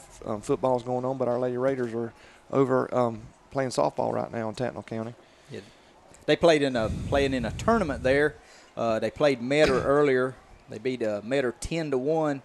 Madison Taylor hit a grand slam in that game, and they're in a lightning delay just like we are here, and they're leading Pierce County 3-1 in that game. Yeah, I think talked to the coaches on the softball side. They've got a real good shot next few years to take it to Columbus and go all the way. So we got a lot of exciting things going on as far as sports go here in Bacon County.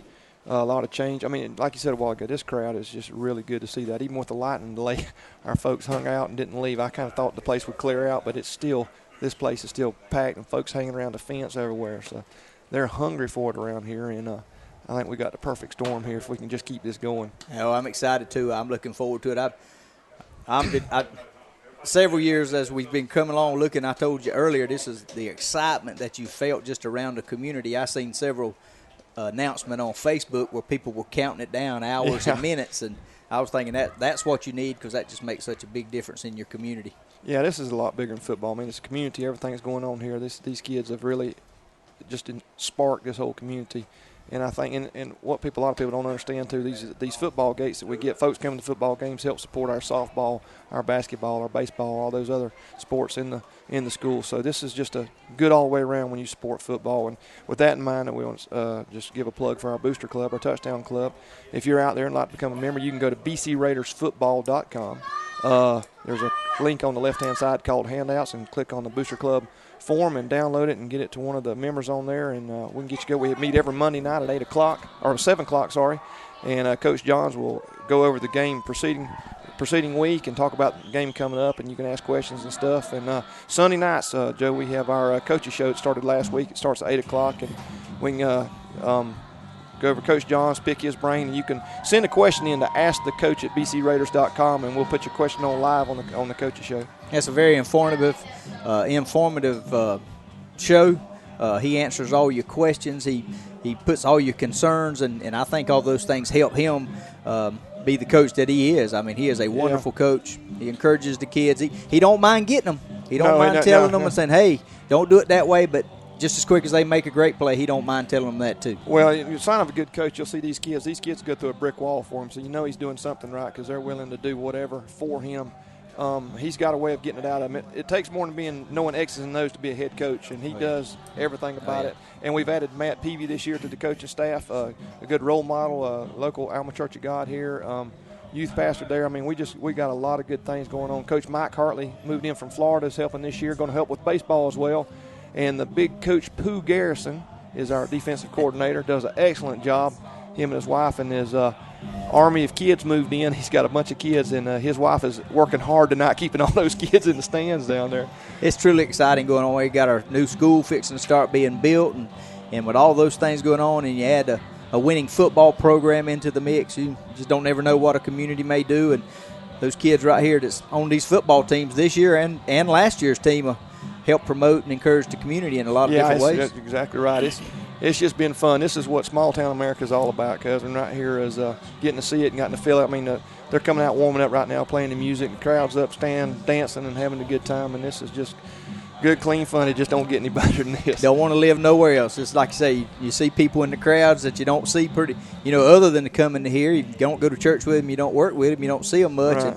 And, small town living. That's what we like. Yeah, football gives us an excuse to act a little crazy every That's now and right. then. I told him up here earlier we about to get excited, be butting heads or something up here. Well, there was a couple times I think we did. That's exactly right. But we're going to have in the future, we're working on stats that we'll have. We'll be able to break down the stats. We're working on the software right now to kind of working out the kinks this week, but we'll have accurate stats next week. Based on what we have right now, we got, I think it was a negative 17 carries for negative 12 yards in the first half for Brantley County. And I didn't get the exact yardage for Bacon County, but I know we were on the positive side by at least a couple hundred yards because we had a couple of wrong runs there. And again, that was attributed to Matt reading that defensive end, that linebacker, and being able to put the ball out or pitch the ball out. So that offense there is not just an offense you say, hey, I'm going to be the quarterback and run. You have to not just be an athlete, you have to be a smart athlete. Yeah. You have to know the things you have to read on and the things you have to do, and Matt's doing a wonderful job at that. Yeah. And so we're going to see what's going to happen here in the second half. We're excited about it. This is the first halftime show of many this year. So hopefully each week you'll tune in to the Shane and Joe halftime show, sponsored by Foster Roland Auto Mart. And if you would like to be a sponsor of one of our halftime shows, pregame or postgame, you can give Brent Johnson a call at the school, or you can email him at brent.johnson@bcraiders.com. And we always have room for somebody that wants to support the Raiders. Be proud to have you. Thank you. Thank you. Have a good evening.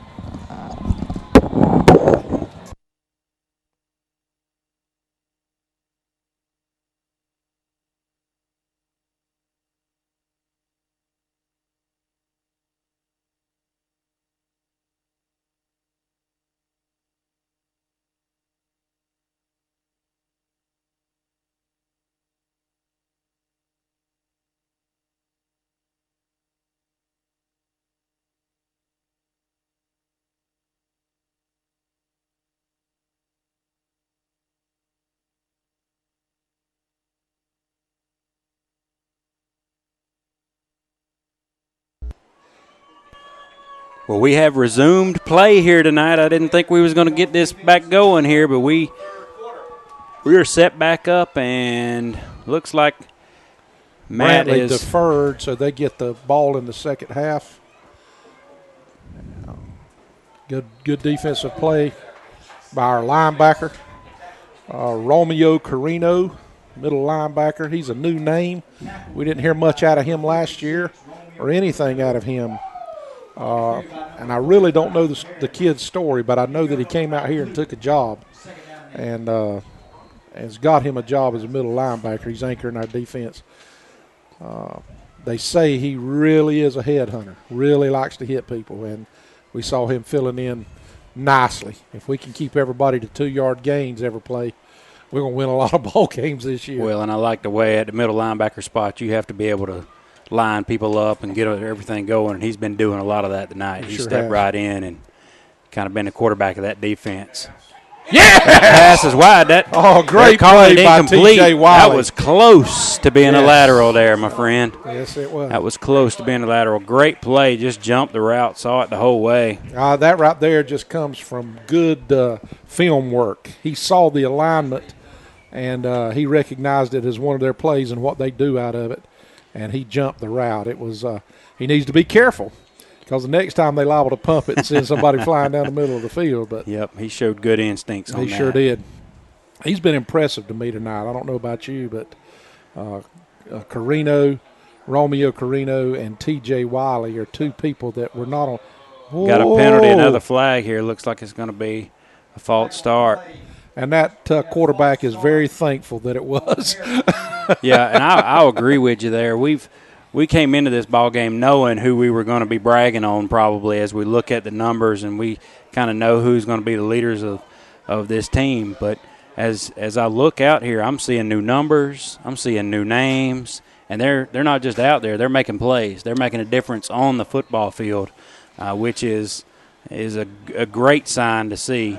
And we got Payson Sams out here, number 9. He was just a skinny little kid last year as a freshman. But I want you to look at him right here. Now, that's a football player. He's going to make a huge difference this year, and he's only a sophomore. There you go. Great play, great play. This cat, he has got to be big for us this year, and he's already stepped up and made a great play. Number 62, Deshaun Williams. He's a senior this year. He's the one that's been battling a foot injury. And, I mean, that boy wasn't quick. He was sudden through that hole. I like how he popped up. He just kind of stood up and looked over here like, business as usual. What do you want me to do that again, Coach, or what? Was that good enough? We are just, I mean, we hate to keep belaboring the point, but it's pretty clear out there tonight that we have the superior athletes, and our kids just look better than their kids. Yeah. We're really and I tell you what really looks – it's not that we're bigger than they are. We look a little bit more athletic, but I tell you what the difference is, in my opinion, is we want it. We brought the fight to them. And exactly. We're in it to win it. We didn't just come out here to entertain tonight. We came out here to win a football game. And the players have bought into the weight training program, and they've bought into the whole system. As you said earlier, you put a winning season together, and the kids kind of jump on board with the program. And so we've seen an increase in attendance at all those things. And it's in these moments when you kind of look at two teams as a spectator, you look out, and you see the teams look about the same. Well, when one team's pushing the others back, it's very clear somebody's done their work before they get here. Oh, that was a collar tackle. He grabbed him by the face mask. Number 64 for Brantley just reached up and grabbed DeJuan by the face mask, and Matt pulled it. Not much of a gain, if any, very little. Matt actually never looks like he may have lost a couple. He never seems to make the wrong read there. Yeah, he's if there's one thing, we've talked about how fast he is and how great, even just great of a kid he is, but time and time again he has put that ball in the belly and left it or pulled it out and made the right decision. There goes Greg Wright. Great. Go down. Refused to go down. He doesn't want to. No, he's fighting for every yard. He takes it down to about the 27-yard line. It's going to be third down and looks like about 5. Again, if you just tuning in here, it's 20-0, the Raiders, and we've pretty much dominated the whole night. There's 9 minutes to go in the third quarter. We had a delay, lightning delay. We've got the second half started off here, and those black helmets and red jerseys and the people inside of them are pretty much putting on a show here tonight. That's right. I hadn't mentioned Dylan Miles tonight. Dylan's got a shoulder injury, and there's a good possibility. There you go, Matt. Good read. Yes. I don't know that he's got a first down yet, but he did pick up 3 or 4 yards. It's going to bring up a fourth down. I don't foresee us doing – we may try a field goal here, but just to say that we tried it. That's a classic case right there of they had the right defense. We were, they were in position to make the play, and just because of determination and probably a little bit of weight room action, we still get a good gain out of it. Makes it a fourth down. That's what's that? 4th and 3, 4th and 2.5. And we're on the 25-yard line. Let's see what we do right here. He pitches it. There he goes. There goes TJ. Is he going to get in? Yes, sir. Oh, he TJ calls all him the way out down. He's going to call on him the down 1 at yard the line. 1 foot line. Yeah. And just as soon as he pitched that ball, you see Johns down there with the with the hands up like touchdown. That had to be a pretty sight for And Johns. that's quite a gutsy call, to be honest with you, Lance. On 4th down and 4th and 3, and you pitch the ball wide. It's pretty gutsy call. But you know what? Everything. You can do that when you're up 20. Yep, everything seems to be rolling now. Yep. It's looking good. We're getting a little bit more in sync. I expect Coach maybe to play our starters through the 3rd quarter, and then I was just fixing to mention that. If you look down there on the sidelines, you can see some helmets on, some new numbers. They're kind of getting up by Coach. I just imagine they're saying, "Put me in, Coach." Here the Raiders are, 1st and goal, and we have a penalty flag. False start. That's going to back us up 5 yards. It'll be take it from the 2-yard line out to the 7. that kind of stuff right there just kills me. That can't happen when we get into the region games and when it really starts to matter. I'm sure, we're announcing that we're up here and everything's great and we're singing a good song. I bet when Coach Johns gets into the locker room and he starts talking with these boys in a few days, I just don't imagine he'll be singing the praises as we're singing them right now. Oh, no, he's going to talk about just how terrible we played, and he's going to point out every imperfection because perfection is what he's looking for. Thrift comes up underneath center. He turns and pitches it to Greg Wright. Wright's looking for the corner. He's going to walk in to the end zone. Boy, that boy's big and fast, isn't he? Yes, he is. Yes, He's been wanting the end zone for a long time now. Greg has stuck with the program this year. Last year, he was a kid that had to sit out the first 5 or 6 games due to some disciplinary issues, but now he's back. He's lean and mean. He's one of the strongest kids we got on the team, one of the fastest kids we got on the team. He's got some things that you can't coach. He's got some talent, some size, some speed. And TJ steps back now. Matt is waiting for the snap. TJ squares off. Here's a snap, good put down, and right through the pipes. Absolutely. 27-0 with 7 minutes and 53 seconds left in the 3rd quarter. We'd like to thank C. Bennett and Johnson Insurance again for sponsoring this broadcast and putting the Raiders on the air. It takes people like C. Bennett and Johnson Insurance to make this thing happen, and so we just thank them for sure. Oh, we do. Appreciate all that they do. They've always been there for the Red Raiders and their sponsorship, and it's people like this that make this thing happen. And we appreciate all their good help and all the good folks down at C. Bennett and Johnson. Our cheerleaders won it one more time, throwing out the footballs, even in a preseason game. Wow. Josie, cheerleader, sails one up here, almost throws it out of the stadium. You know what I like? If you look right here, Lance, our players coming down, they're grinning, they're smiling. They brought the sledgehammer out here when they run out. They didn't come out here to play. They came to work, and it looks like they meticulously have took on the task tonight. And here, still 8 minutes, almost 8 minutes left in the 3rd quarter, and we're already up by 4 scores. Oh, great play by our defensive end there. Is that Jay Jackson again? No, let's see. That's number 25. New number. Antonio Madison. He's an 11th grader. I was just watching the Carino kid you've been talking about right there. He stepped up in the hole and put his face mask right in. He about disappeared, but he took on that lead blocker and kind of, I don't know that he had much impact on the play, but he didn't back down from the fight. That's good to see. Let's see what we got here. Who was it? Jay Jackson reached out and touched him. I don't know if it well, one thing about it, blood's in the water. Yeah. When the blood's in the water like it is now, it's kind of like when you're facing a pitcher in baseball and he's throwing lollipops up there, everybody's ready to get up and get a hit. Well, that's about the way it is right now. the dogs are out, and they're hunting right now. Coach Pooh is having church with somebody down there. He's 3 or 4 yards on the field. He's talking to that defensive line. He's not liking them jumping off sides. Oh, what a blow up. Who blew that play up?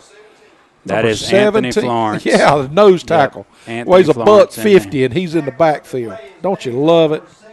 And again, you mentioned a kid a minute ago talking about how much he's grown. I think you were talking about Passan Sam. As Anthony was in the line this morning getting some breakfast, it looks like he has been in the weight room for sure. And He's so a you say bodybuilder, they $150, say, yeah. and he has. But he's chiseled. that is a fact. He has wide shoulders, and you can tell he's got a good packing a little booty there. Good kid too. Yep, good kid. Yep. Matter of fact, he makes a pretty good caterpillar in a production I saw. Oh, wow. What a play. What a play. Ronnie Peterson just came and took on the blocker. He blew it up 3 yards in the backfield. He just was looking for somebody to hit. It's at this time of the game where if you're a Brantley County Herring, you're just not having fun. You're playing for a lightning delay. You're praying for. Right. It is just not a good day right now. All of the Red Raiders are in on defense. They're hunting. Yeah, they're going for it here on 4th and about 4.5 yards, maybe 5. They're going to try to get us to jump. Yeah. That didn't work. So now he says, hey, let's try it again. Let's line it up again and see if we can get them to jump now. And we're going to run a play. And that goes nowhere. Did you see That's the Carino again. He went in there like a bullet. I think it's easy to see why he won a spot. He's not afraid to put his head up in there. Have you heard the song, Put Me In, Coach? I'm ready to play. That's right. That guy right there that was running the ball, he's singing, Take Me Out, Coach. That's a fact. He's going to have a headache in the morning. As Carino's up in the middle, you look all around him, and it looks like athletes, everywhere. And then there's this little fire plug in the middle. That's right. That works out perfectly. The two smallest players on defense, one is our nose tackle, and the other is our middle linebacker, and they pack more punch or as much punch as anybody on the defense. Well, it's 1st and 10 here for the Raider offense, and in the first half we were getting it with 55, 60 yards to go. Now we seem to be going on a run, and we're getting the ball because of our great defense with about 35 or 40 yards to go for a touchdown. 27-0 again here, your Red Raiders. We called a timeout. We had some substitution issues. 5 minutes to go in the third quarter as we're going to take a station break as well. And we'll join you just as soon as Bobby Johns gets them back ready.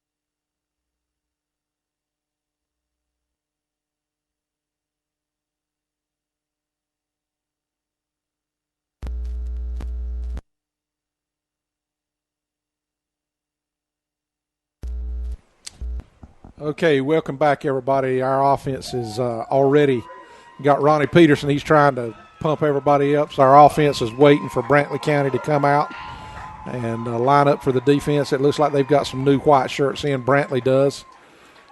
Big number 71's not in there any longer, and I can't say that I blame the coach for pulling him out. He is the one guy that was able to physically.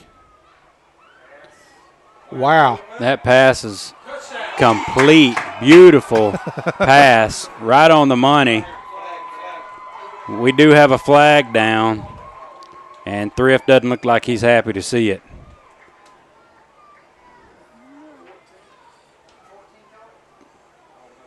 Devontae O'Neal, we got a holding penalty against us. Oh, Lord, I'd hate to be the offensive lineman that held somebody. You know, as I sit here and look, I'm wondering if Coach Johns didn't throw that long pass just then in this situation, just so Pierce County can see it on the film. Just so they can say, hey, they can throw the ball too. I imagine he's working on every facet of his game. It's going to take it. You're not going to be able to be one-dimensional to go through this region and to be able to pick up the wins we're going to need to pick up. No. You're going to have to be able to be multidimensional. And I know in the past it seems as though, and I've been one of those fans that kind of said, what, again, we're running it 3 yards up the middle off tackle, and you get kind of frustrated. But when you don't have the players and you don't have the personnel to make a high-flying, pretty offense, so to speak, you have to go with what you have. And it's clear that this year, looking at these Raiders, the way we're set up, we have athletes that we can probably implement whatever Bobby Johns wants to do. I think so. It's just a matter of execution. Matt steps back up underneath center, takes a snap. Oh, wow. He fumbles, puts it on the ground, and they're scrumming for it. I've got my money on Matt. Yep. He recovers it. It's second down, and PA announcer says 23. I'm going with it. He counted it, he says. Yeah, he had off his shoes counting them off. Good deal. I believe it. If he didn't have 6 toes on both feet, he wouldn't have been able to get that high. Number 13 down here close to us, Dalton Allman has been open a time or two as well. I don't know if they're going to. Matt keeps it. He brings it up, gain of about 4 or 5, takes a good lick there. That looked like it was going to be more serious than what it ended up being. Yeah, he snapped his head back pretty good. It looked like somebody got him with a knee in the helmet. That's the way them concussions happen. He's still not addled, but he's still. Boy, he took some shots last year, and he just kept getting up, didn't he? He sure did. Tough kid, good kid. Leadership starts from the top down, and then football is the quarterback position, and there's no doubt that Matt Thrift has been a godsend to Bobby Johns as he came here trying to build things up. And so it's awesome to see a young man step in and kind of take control. Pitch it. Get it out of your hands.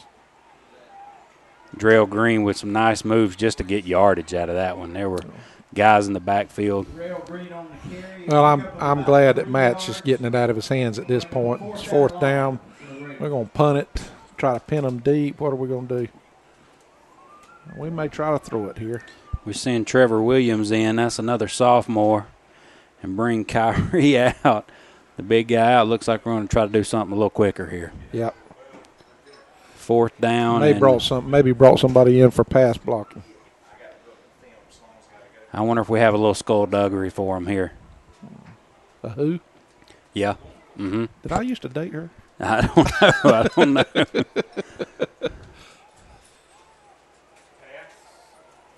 We're going to try it again. It worked last time. And this time, we've got a flag down, though. It's throwing it at Devontae again. Yeah, it looked like pass interference all the way from here. It's a long way over there. The light was in my eye, but I think I saw it. Pass interference, that's what I'm going for. If it is, that'll be a 15-yard penalty and a first. Oh, they're going to call it on us. Pass interference on us. That's not the way I saw it. Oh, that was intended for Tron Folsom. Penalty on the play also. Trent Crosby now, number 52. Another sophomore we have. Comes in. It's going to be.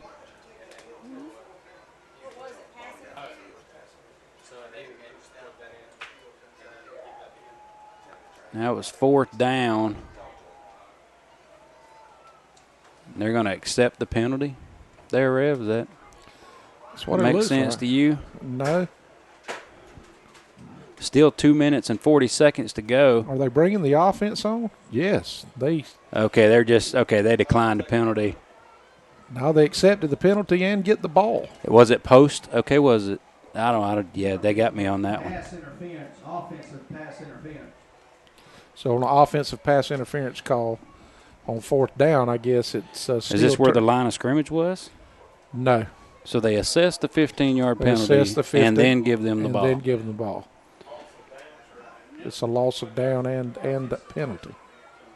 Offensive pass interference. That's what's coming down from on high. From the from the referee that we have up here in the booth. So that's the best field position they've had all night. Starting the drive. They've got it 1st and 10 on the 42-yard line. He stays in there. They're not giving up. No.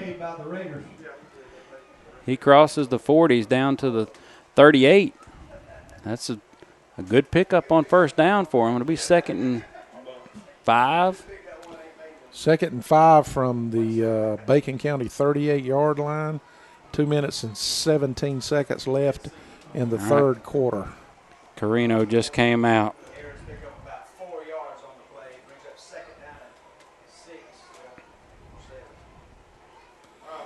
Antonio Madison comes in, takes his place. Woof. And that play's blown up from the get-go. I don't know who it was come knifing through there. Let's see. Looks like it was. It was DeJuan Merritt that come knifing in there and kind of blew the play up. Ronnie Peterson had his head up in there. That big 62 right there on the line, Deshaun Williams, has made some good plays tonight, and he's going to be a factor down the stretch. You can tell he's got the makeup to be right where he's at. He got the high tail and then look at Anthony Florence right there. You know, come on, Jay. You know better than that. They just wanting to get across the line, and instead we give them a 5-yard penalty. He puts it instead of 3rd and 6, we got 3rd and 1 now. Offside on the Raiders. That kind of stuff just drives you crazy as a coach. This is something that coach will work on. I guarantee it. Mm-hmm. This is something we saw last year. You know, quite frankly, we saw this, and it's hard to fault the players when they're excited and they kind of go in the effort kind of fouls, but just mental mistakes like that. You crazy. Yeah. You have got to remedy that. They're going to measure here on this 3rd and short. Got 50 seconds to go in the third period with our Raiders leading 27-0. I'll tell you what, I don't know about you, but I've had a great time here tonight. I have too. What has been the impressive part to you? What's impressed you and what's concerned you tonight, Lance? Well, just looking at the athletes that we have on the field, I know I've mentioned that, but I've been here a dozen years watching Red Raider football, and we've never been one to back down from the fight. And we've always played with heart and that kind of thing. But what I'm seeing out here tonight is a different team in so much as there are athletes on the field. I know this isn't something that just even happened, not to take away from Bobby Johns. This isn't something that just happened this year. This is something these guys have been playing football for a long time, and it just seems as though sometimes you get that class. You get a couple of grades there that they play together, and these guys here years ago, 11 and 12-year-olds, were making their mark on the game, and they're playing well together tonight.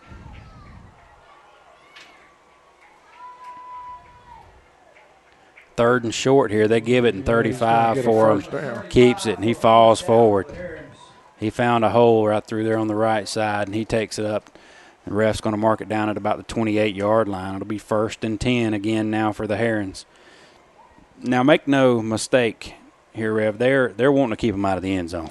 Well, I would be doing the same exact thing. I'd be calling up blitzes and everything else because there's nothing like pitching a shutout if you're a defense. And as we've talked all night, the defense is the heart and soul of your football team. Has to be if you're going to be a contender. Wrong play. He looked like he had it wide open, and that just goes to show you there as we've talked about, the lateral speed of this defense. You're going to have to bring it if you're going to get out on the edge against these boys. That's going to be a timeout for our Red Raiders. Let's take this moment to talk about our softball team. I hear that we beat Metter in a tournament here just recently, 10-1 today, and then we were up 3-1 in the second game, and I think it was under lightning delay. And Madison Taylor, who's pretty sure last year set the home run record for girls as far as softball was concerned. I don't know if the number was 16, 17, 18, something like that. And she had a grand slam against Metter, and like you said, leading 3-1 during a lightning delay. So, and that young lady is a grand slam of a girl. I'm telling you, she is a good girl. A lot of those softball players, again, as we've even been talking about a little bit, they've been playing together for a long time. I helped coach some of those years ago. I don't wonder if they'll give me any credit for what they're doing now, but they're one playing of them ball. told me, said in spite. There you go. That sounds about right. And it does sound like you have talked with them. Not really. It wouldn't take anything away from you. You know, these community coaches they have a lot. Should be able to take a lot of pride in the fact that they've helped coach these kids and develop them early on. And there is big-time community involvement in the softball program in this town. There's no doubt about it. I've never seen anything like it. Which speaks volumes because, a lot of times it's just the guys that get all the, accolades, but the girls in this town, of course, when you bring home state championships, it's hard not to get some representation there, and they've definitely done a good job, and so. It's third down and 9. Okay. I messed up there. It's not Madison. Madison Taylor did not. I think that was Caroline Taylor. That was Caroline Taylor, yes. You were thinking of. I'm sorry. I was going to let it go, though, because I know Madison. I know she'd be proud of that stat. I think somebody called in and said, don't tell that idiot not to make the mistakes again. It's probably their daughter. This is my first time working with you. I didn't want to call you down on it, so. And I like Madison, so I was going to let it roll. I was going to talk to her later and say, "Man, I hear you're the home run champ." I'm getting some scores here. It looks like Coffee at the end of the third period was ahead 39-0 over Coffee. Over Cook. Lowndes is up 24-0 over Thomasville. Camden was up 34-7. With 1 minute left in the half over South Cobb. McIntosh Academy is beating Brunswick 19-6 at the end of the third quarter. Valdosta is up 28-0 over Ware. Let's see. End of the third, Valdosta 35, Ware 10. Just some updates. Now, understand this is just scrimmaging, but you get an idea of what's going on. And that's basically all the scores that I have at this time. Just looking up, see if I can get some more scores.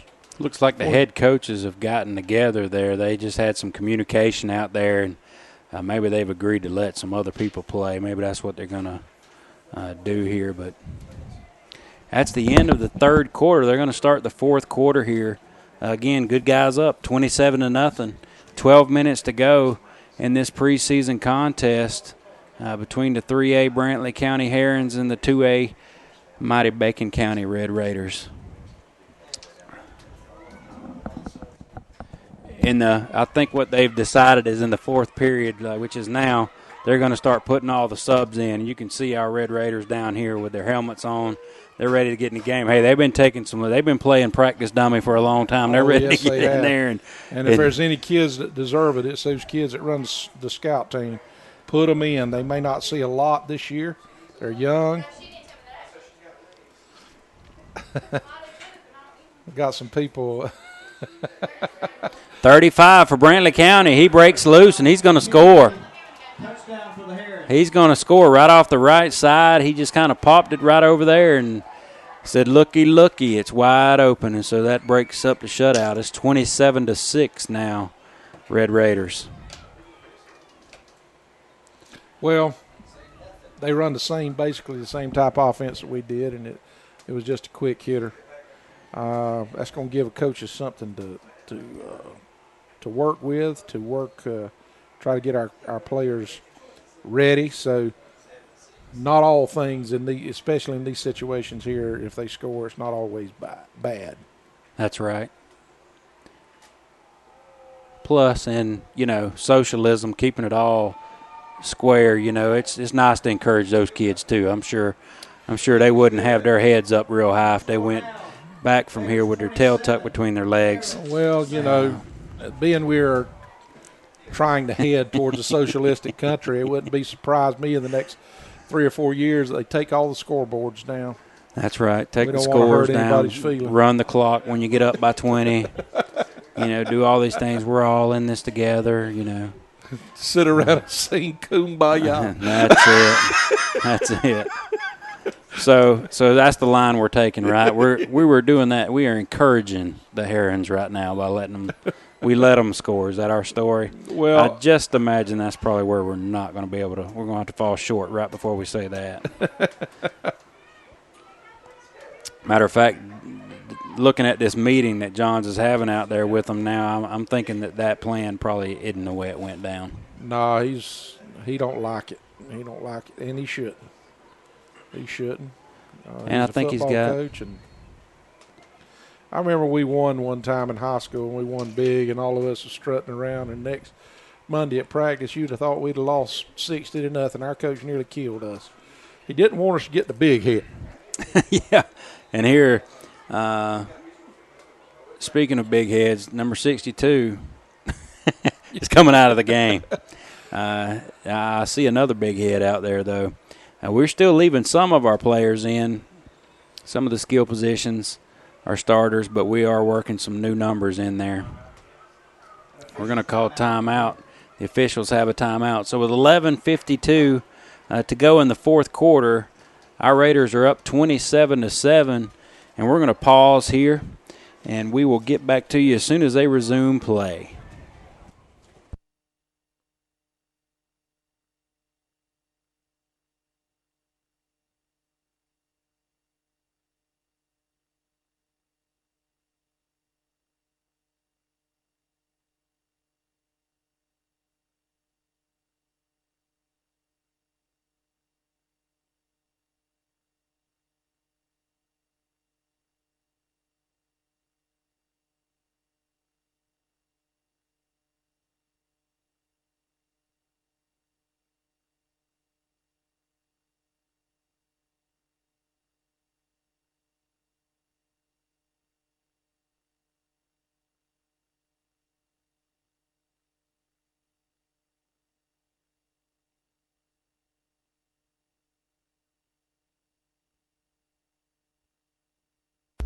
That's what I've just texted my buddy from Pierce to see if he'll give me a score. All right, we resume play here.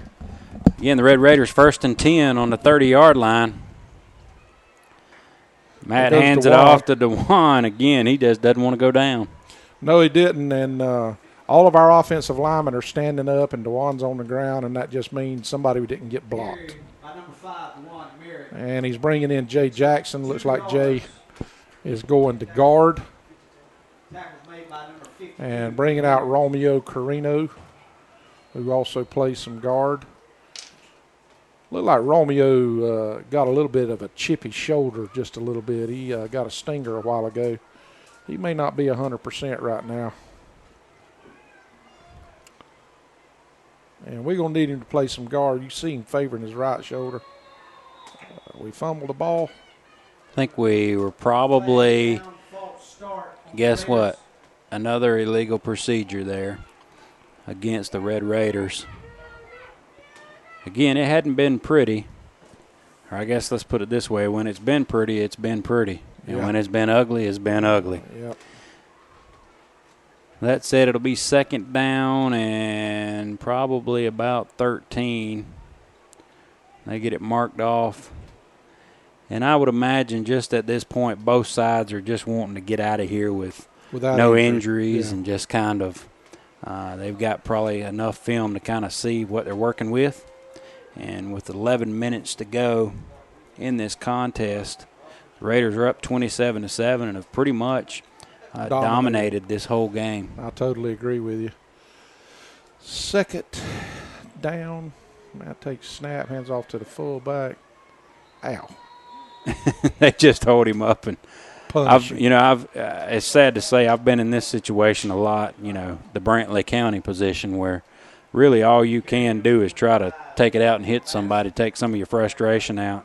And there are some new numbers out there for Brantley County, and they're eager to get in and say, hey, Coach, look, I can play too. And so they're not going to slow up just because the game's 27-7 and they think it's out of hand. They're going to keep bringing the lumber. There's a young kid, a nice kid, Stephen Smith, number 16, who is just a sophomore this year. I know he's made all the workouts, and he's getting some playing time. Looks like Devontae O'Neal pass is deep for him. Oh, and it's just Good broken play by up. the safety. Good Absolutely. play. Safety made a great play on that. Did Thrift put that on the money or what? It was a perfect pass. Perfect pass. But the safety came over. He saw it right away. It doesn't appear to me there was any play action to hold the safety that time. He just dropped straight back from under center. Yeah, I think Matt probably looked at it a little too much. If he looks back at the tape, Coach is probably going to tell him, hey, look that safety off and then go back to it. But regardless, that was a beautiful pass. It was a beautiful pass. And when you're at this stage of the game, you're working on different things. You're still coaching. I mean, you've got a kid that's a senior. He's leading your football team. In spite of all that, there's still room for improvement. And these are the things that Coach will look back on and say, hey, we need this play here. We need that play there. You need to do this and look this safety off. Booyah. Those are things that are going to make a big difference, 3 or 4 weeks from now when we're playing region games and it really matters. That kid's excited he caught that ball. Number 25 I'm excited for that Brantley kid County. called it. I've never seen. I think that ball went over the lights. When you said boom, I looked for it, and then it came down out of the sky. I know he thought he was catching a fly ball. He just didn't have a mitt. Isn't there a song out there, I bring the rain or something like that? That boy brought the rain that time. I'm telling you, that'll let your punt team get down and cover it. Sure will.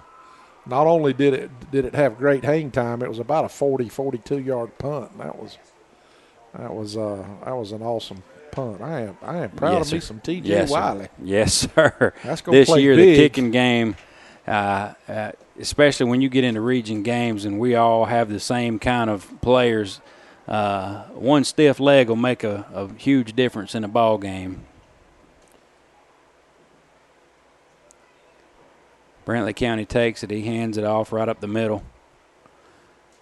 And he's still not down. He's dragging He's wanting it. ball carriers up to about the 38-yard line. That's going to be Number 15. He's trying to earn a position. Ball carried by number 15 for the Raiders. He's one of the cats, one of the players this year. I mean, this tonight for Brantley that's shown a little bit of fire. He's one that got that late hit penalty on him a while ago too. It's just got he's mad. You can beat me, but you ain't gonna make me like it. I just got word that our girls won against Pierce County 6-4 in Great. softball. So Fumble. another fumble on the play. Covered by the Herons. The Herons recover it. That's going to be a loss of 3 or 4. It's going to be third down and about 7 now for them. It's going to take it. Jackson Miles, a 10th grader, is just checking in. Check that. I was mentioning Dylan Miles a while ago, number 80, standing on the sideline. Had some shoulder problems, and but he's going to play a big part. He's only going to be out another couple of weeks before he's able to participate. He's going to be one of our linemen that comes in. He's going to play a big part for us this year if he can stay healthy. 8 minutes to go in this game. It's third down and about 5 for the Herons. Again, they put it right in the gut of the up lineman, and the up back, and he's going to get about 3 yards. It'll be 4th and short for the Herons. Again, we'd like to say thanks to C. Bennett and Johnson for sponsoring this program and this broadcast, and just making it possible for the Bacon County Red Raiders to be on the air tonight.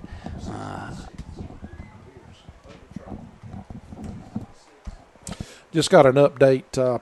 Pierce County, who is our game 1 opponent, is up 16-6 over Charlton at the end of the 3rd. He's trying to get us to draw us off sides. Let's see. Last time they run a play off of this.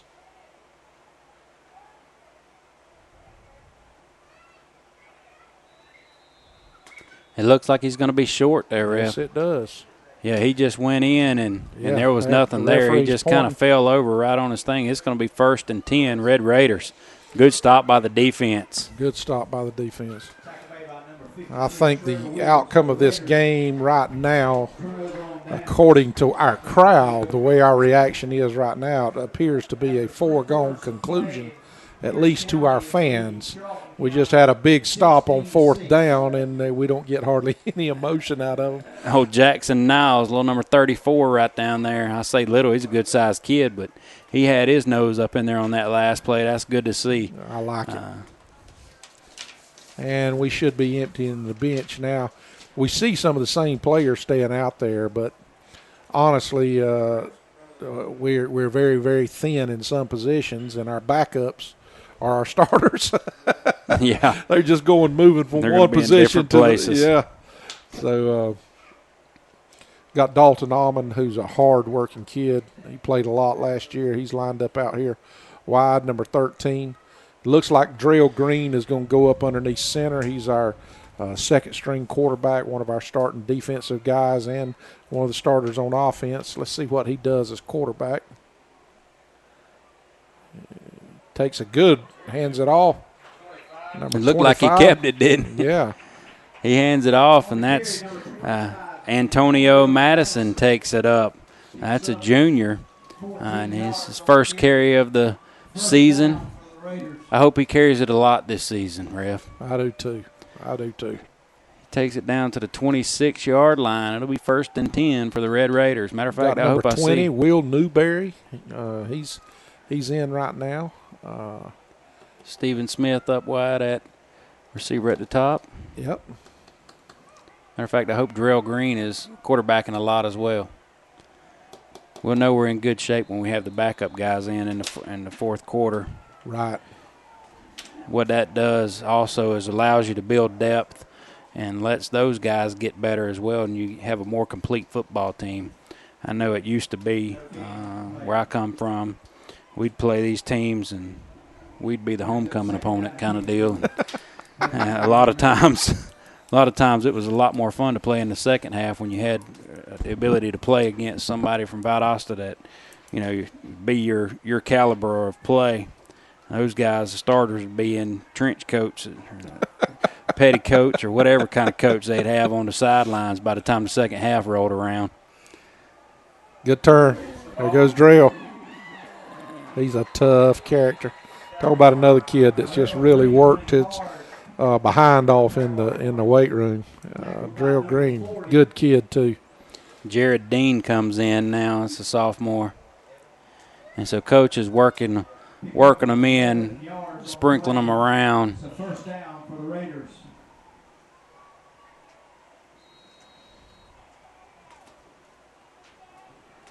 And the clock's just ticking here, 6 minutes to go. 27-7, the Red Raiders are up here in the 4th quarter. It's been a good night to be a Raider. Devontae Batten's left open here. They're now defense is recovering, bringing somebody over.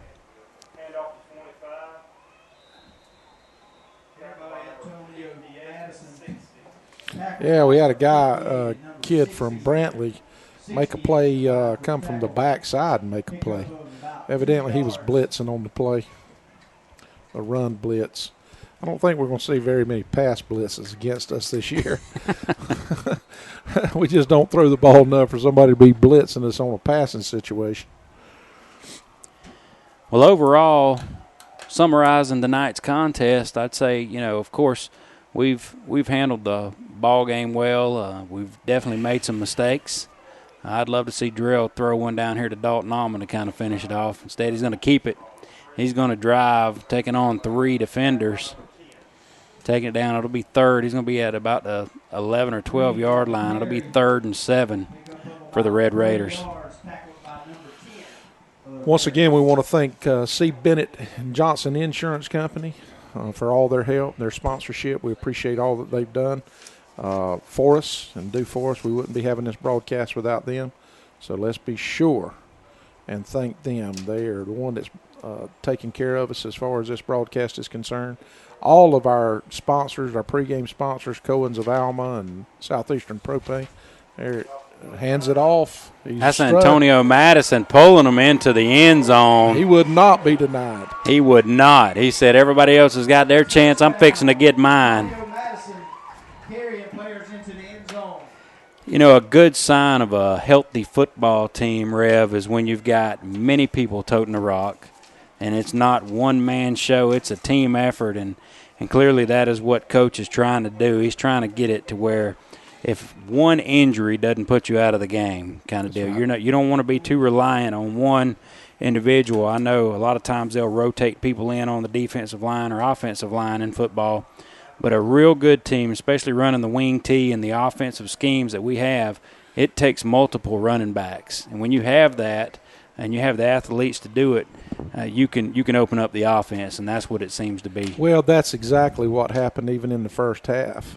This new found pitch that we didn't, like I say, last year we run the triple option, but we didn't pitch the ball at all. This year we've thrown another wrinkle, got a little bit more motion, and now they're going to have to pay attention to us. Not only do we not run the option every play, we run it a lot, but we just got the turnaround naked pitch that we're doing and got some speed. And the linebackers and the defense is going to have to honor their lanes. And when you put the kind of speed that we've got in some of these players and some of these players, that's their athleticism, when you put them one-on-one, then they're going to be able to make a play. They're going to be able to swivel out of the play or run over somebody. So, it's all about matchups. And this offense creates matchups if you got the athletes to run it. And it is a nightmare to try to figure out who's got the ball when you're having to defend. Instead of just between the hashes, you can kind of tackle everybody. Well, when they're spreading them out and you've got somebody running out 10, 15 yards to the left and the right, and you having to defend sideline to sideline, you're talking about some kind of pressure on the defense. They've got to match up the same athleticism and smarts as the offense has, and it just puts a lot of pressure on that defense to maintain. Brantley takes over again on the 30-yard line, which is the way it is in these scrimmages, no kickoffs. And number 4, who run a lot with the first team, he's back in there. I don't know if they're trying to score again. Yeah, big number 71. They're starting offensive tackle. No, actually, he's a starting offensive guard, I think, number 71. He's the biggest kid, one of the biggest kids I've ever seen on a high school team.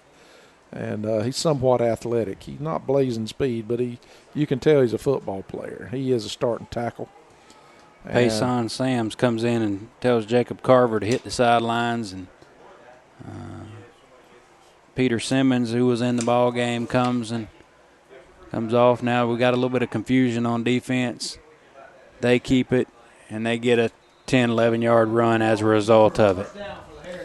Jacob Carver, a big, good-looking freshman. Now we're really trying to get everybody in the ball game now, That's Rev. right. That's right. We're emptying the benches. 68, William Merritt has just come in. Number 60 is coming off the field. Tyjon Mosby, he played last year. That's Buki. That's Buki's brother. 3.5 minutes to go in the game here in the I'm opening anxious to see what this Carver kid does. Let's see what he does. Big number 41. He's lined up out here.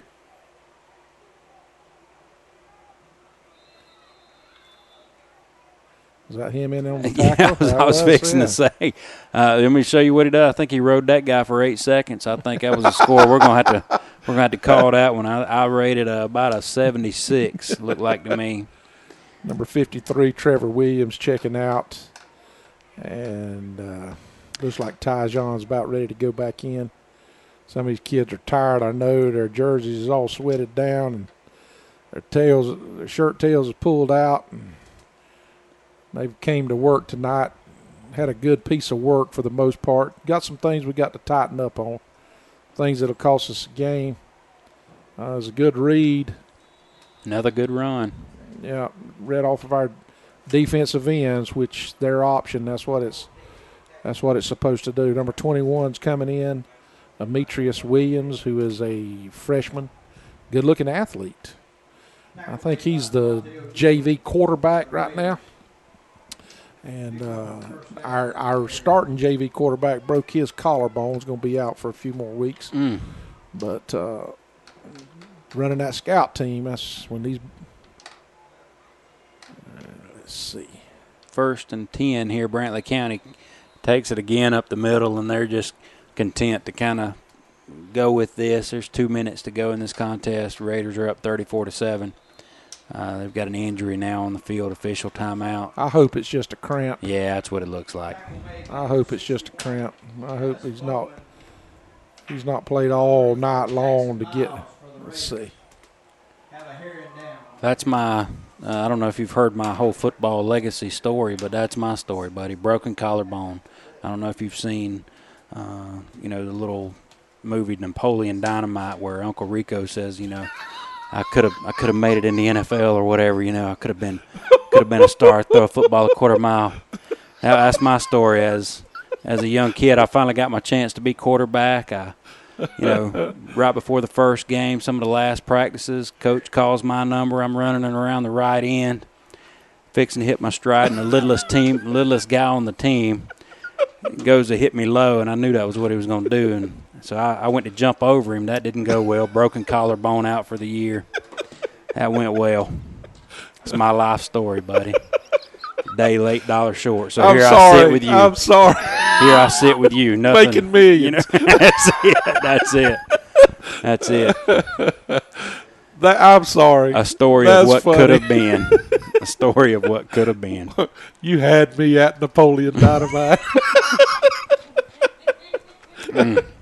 Oh, as Son, you can I could tell, still be running. We're getting late in the game, and the announcers, the internet announcers here, we're getting a little bit silly. But 2 minutes to go in the game, 2nd and 5. I think that player did just have a cramp. He looked like he was kind of cramping up and hobbling off. They line up. Really, I've not seen cramping as an issue with us, and that's surprising, as human as it is. This is the first time I can remember this quarterback keeping the ball the whole game, number 4. And I'm not saying he's not giving the right feed, but I have seen times where he handed the ball and he took off around the end. Nobody was there. Just appears if he had kept the ball a couple of times. Number 51, Tyler Moore, another sophomore, just checked out. You got Tron Folsom, who's coming off to the sideline, number 10. We have been, we've played well, but we haven't shown a lot to somebody who's, look at it, that was a great lick right there. Great lick. Who are those numbers? They're excited about it. I know. They laid the wood to somebody. Who's that, number 34? 19. 34, 19. Jackson Miles and LaFonso Nails. Yeah, LaFonso Nails. A Looking ninth good. grader, freshman, yeah. And they got them on 4th down. These guys are hungry. Big J. Carver, look at that freshman out there. He's one of our defensive ends. Man, he's a man among boys out there. Good-looking athlete. Hands it off. Looks like they're going to get a first down. Yeah, that's they get all that right. first We're down. fighting. We've got 40 seconds to go. I think they're going to call a timeout, or maybe the chains are just going to. Here it's carried for a first down, middle. Number 35, Sloan Brigman, is coming to check in, another freshman. We got a lot of freshmen and sophomores on this team. I want you to stay tuned. At the end of the game, we're going to be interviewing Coach Johns. It'll take us just a few minutes to get down there to him. I'm going to leave you now. Check out. I look forward to seeing you 2 weeks or when we take on the Pierce County Bears here. Be sure and come out and support your Red Raiders. And as we take on our cross-county rival, the Pierce County Bears. God bless you. I'm going to turn it over to Lance now, and he's going to carry you the rest of the way. And I'll be back with you in just a moment, just a few minutes, with an interview for Coach Johns. Well, the Herons are looking like they're going to be content to just let the clock run out here. There's 9-8. As the fans start to head out of the stadium, I think everybody would say it's been a great night to be a Red Raider as the clock hits 0.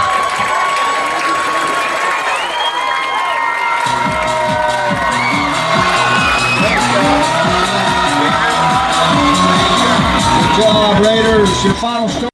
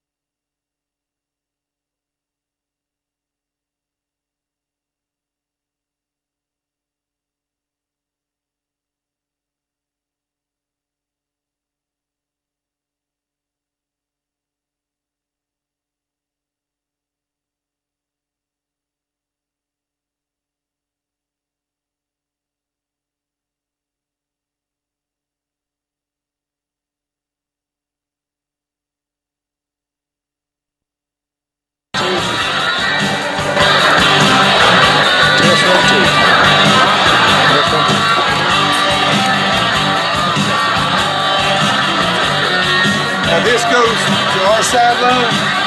All right.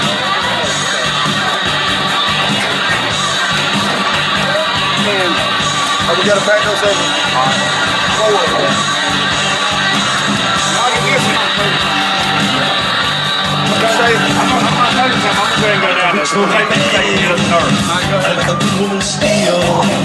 I make an old woman blush. And I make a young girl squeal. Come on. No. She was tonight. I know the kids.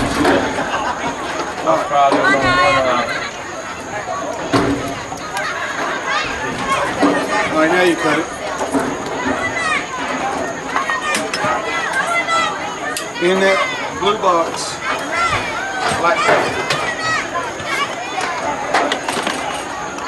This bag has to go in first. I want you to hand me all those.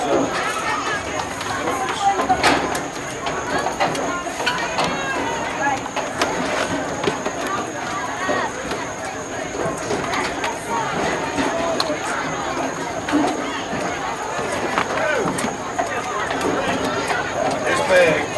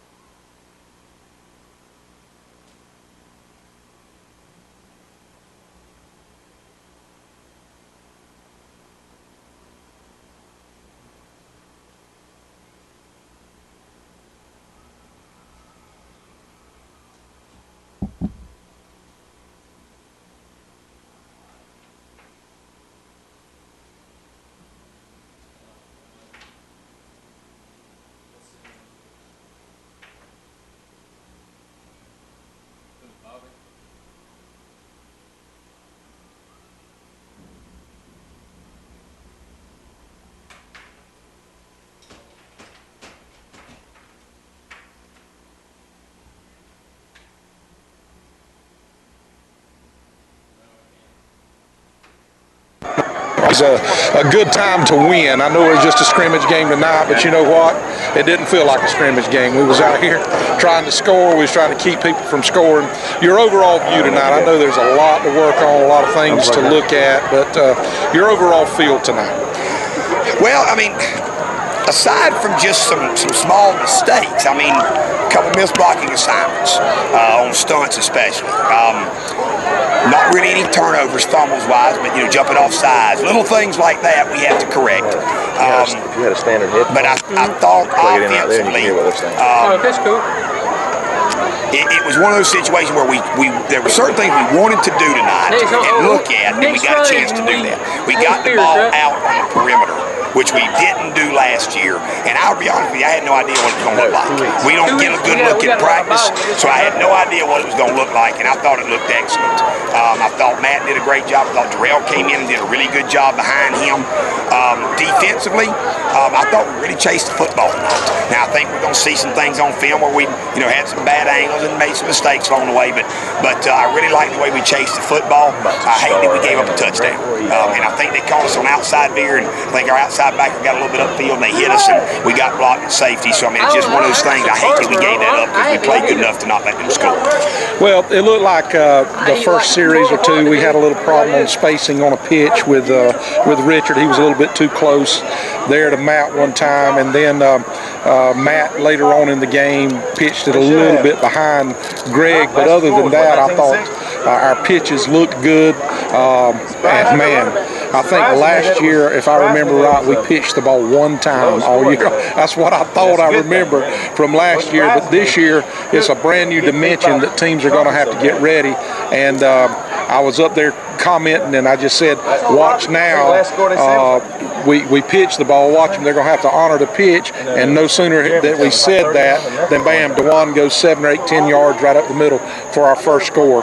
Your overall, the physicality of our team this year, we always came to play last year, but this year tonight we were punishing people. I think we were physical. I still think we can be more physical. I think we're going to have to be more physical in 2 weeks when we play Pierce. Definitely going to have to be more physical when we play Vidalia and Toombs and those guys. But I do think we're definitely a lot more physical than we were last year. And not from a lack of effort. We had great effort last year, and we weren't scared of hitting. We did hit people. We're just much stronger this year. And, best example in the world is MATTTHRIFT.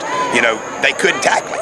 Right. And that was just the weight room. I mean, I signaled on the sideline as the weight room, and our kids felt that they understood that was the reason that we were able to do that, and maybe they're buying into the things that we're doing right now.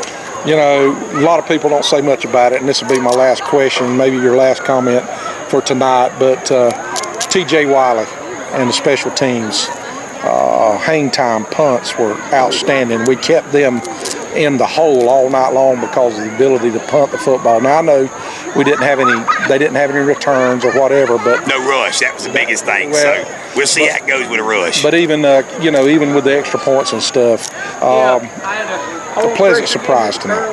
Well, I mean, that's a huge dimension on a single A, double A level to have a guy that can punt the football that way and kick the football that way, and we still feel like one of the best things that we're going to do is in our kickoff return game and stuff. We feel like we're going to be excellent there. So, and we didn't even get a chance to show that tonight. So I think last year we lost a lot of field position battles on special teams, and I'm hoping this year maybe we can flip that field a little bit. Well, that'll make a lot of difference. Coach, go celebrate and look forward to Pierce County.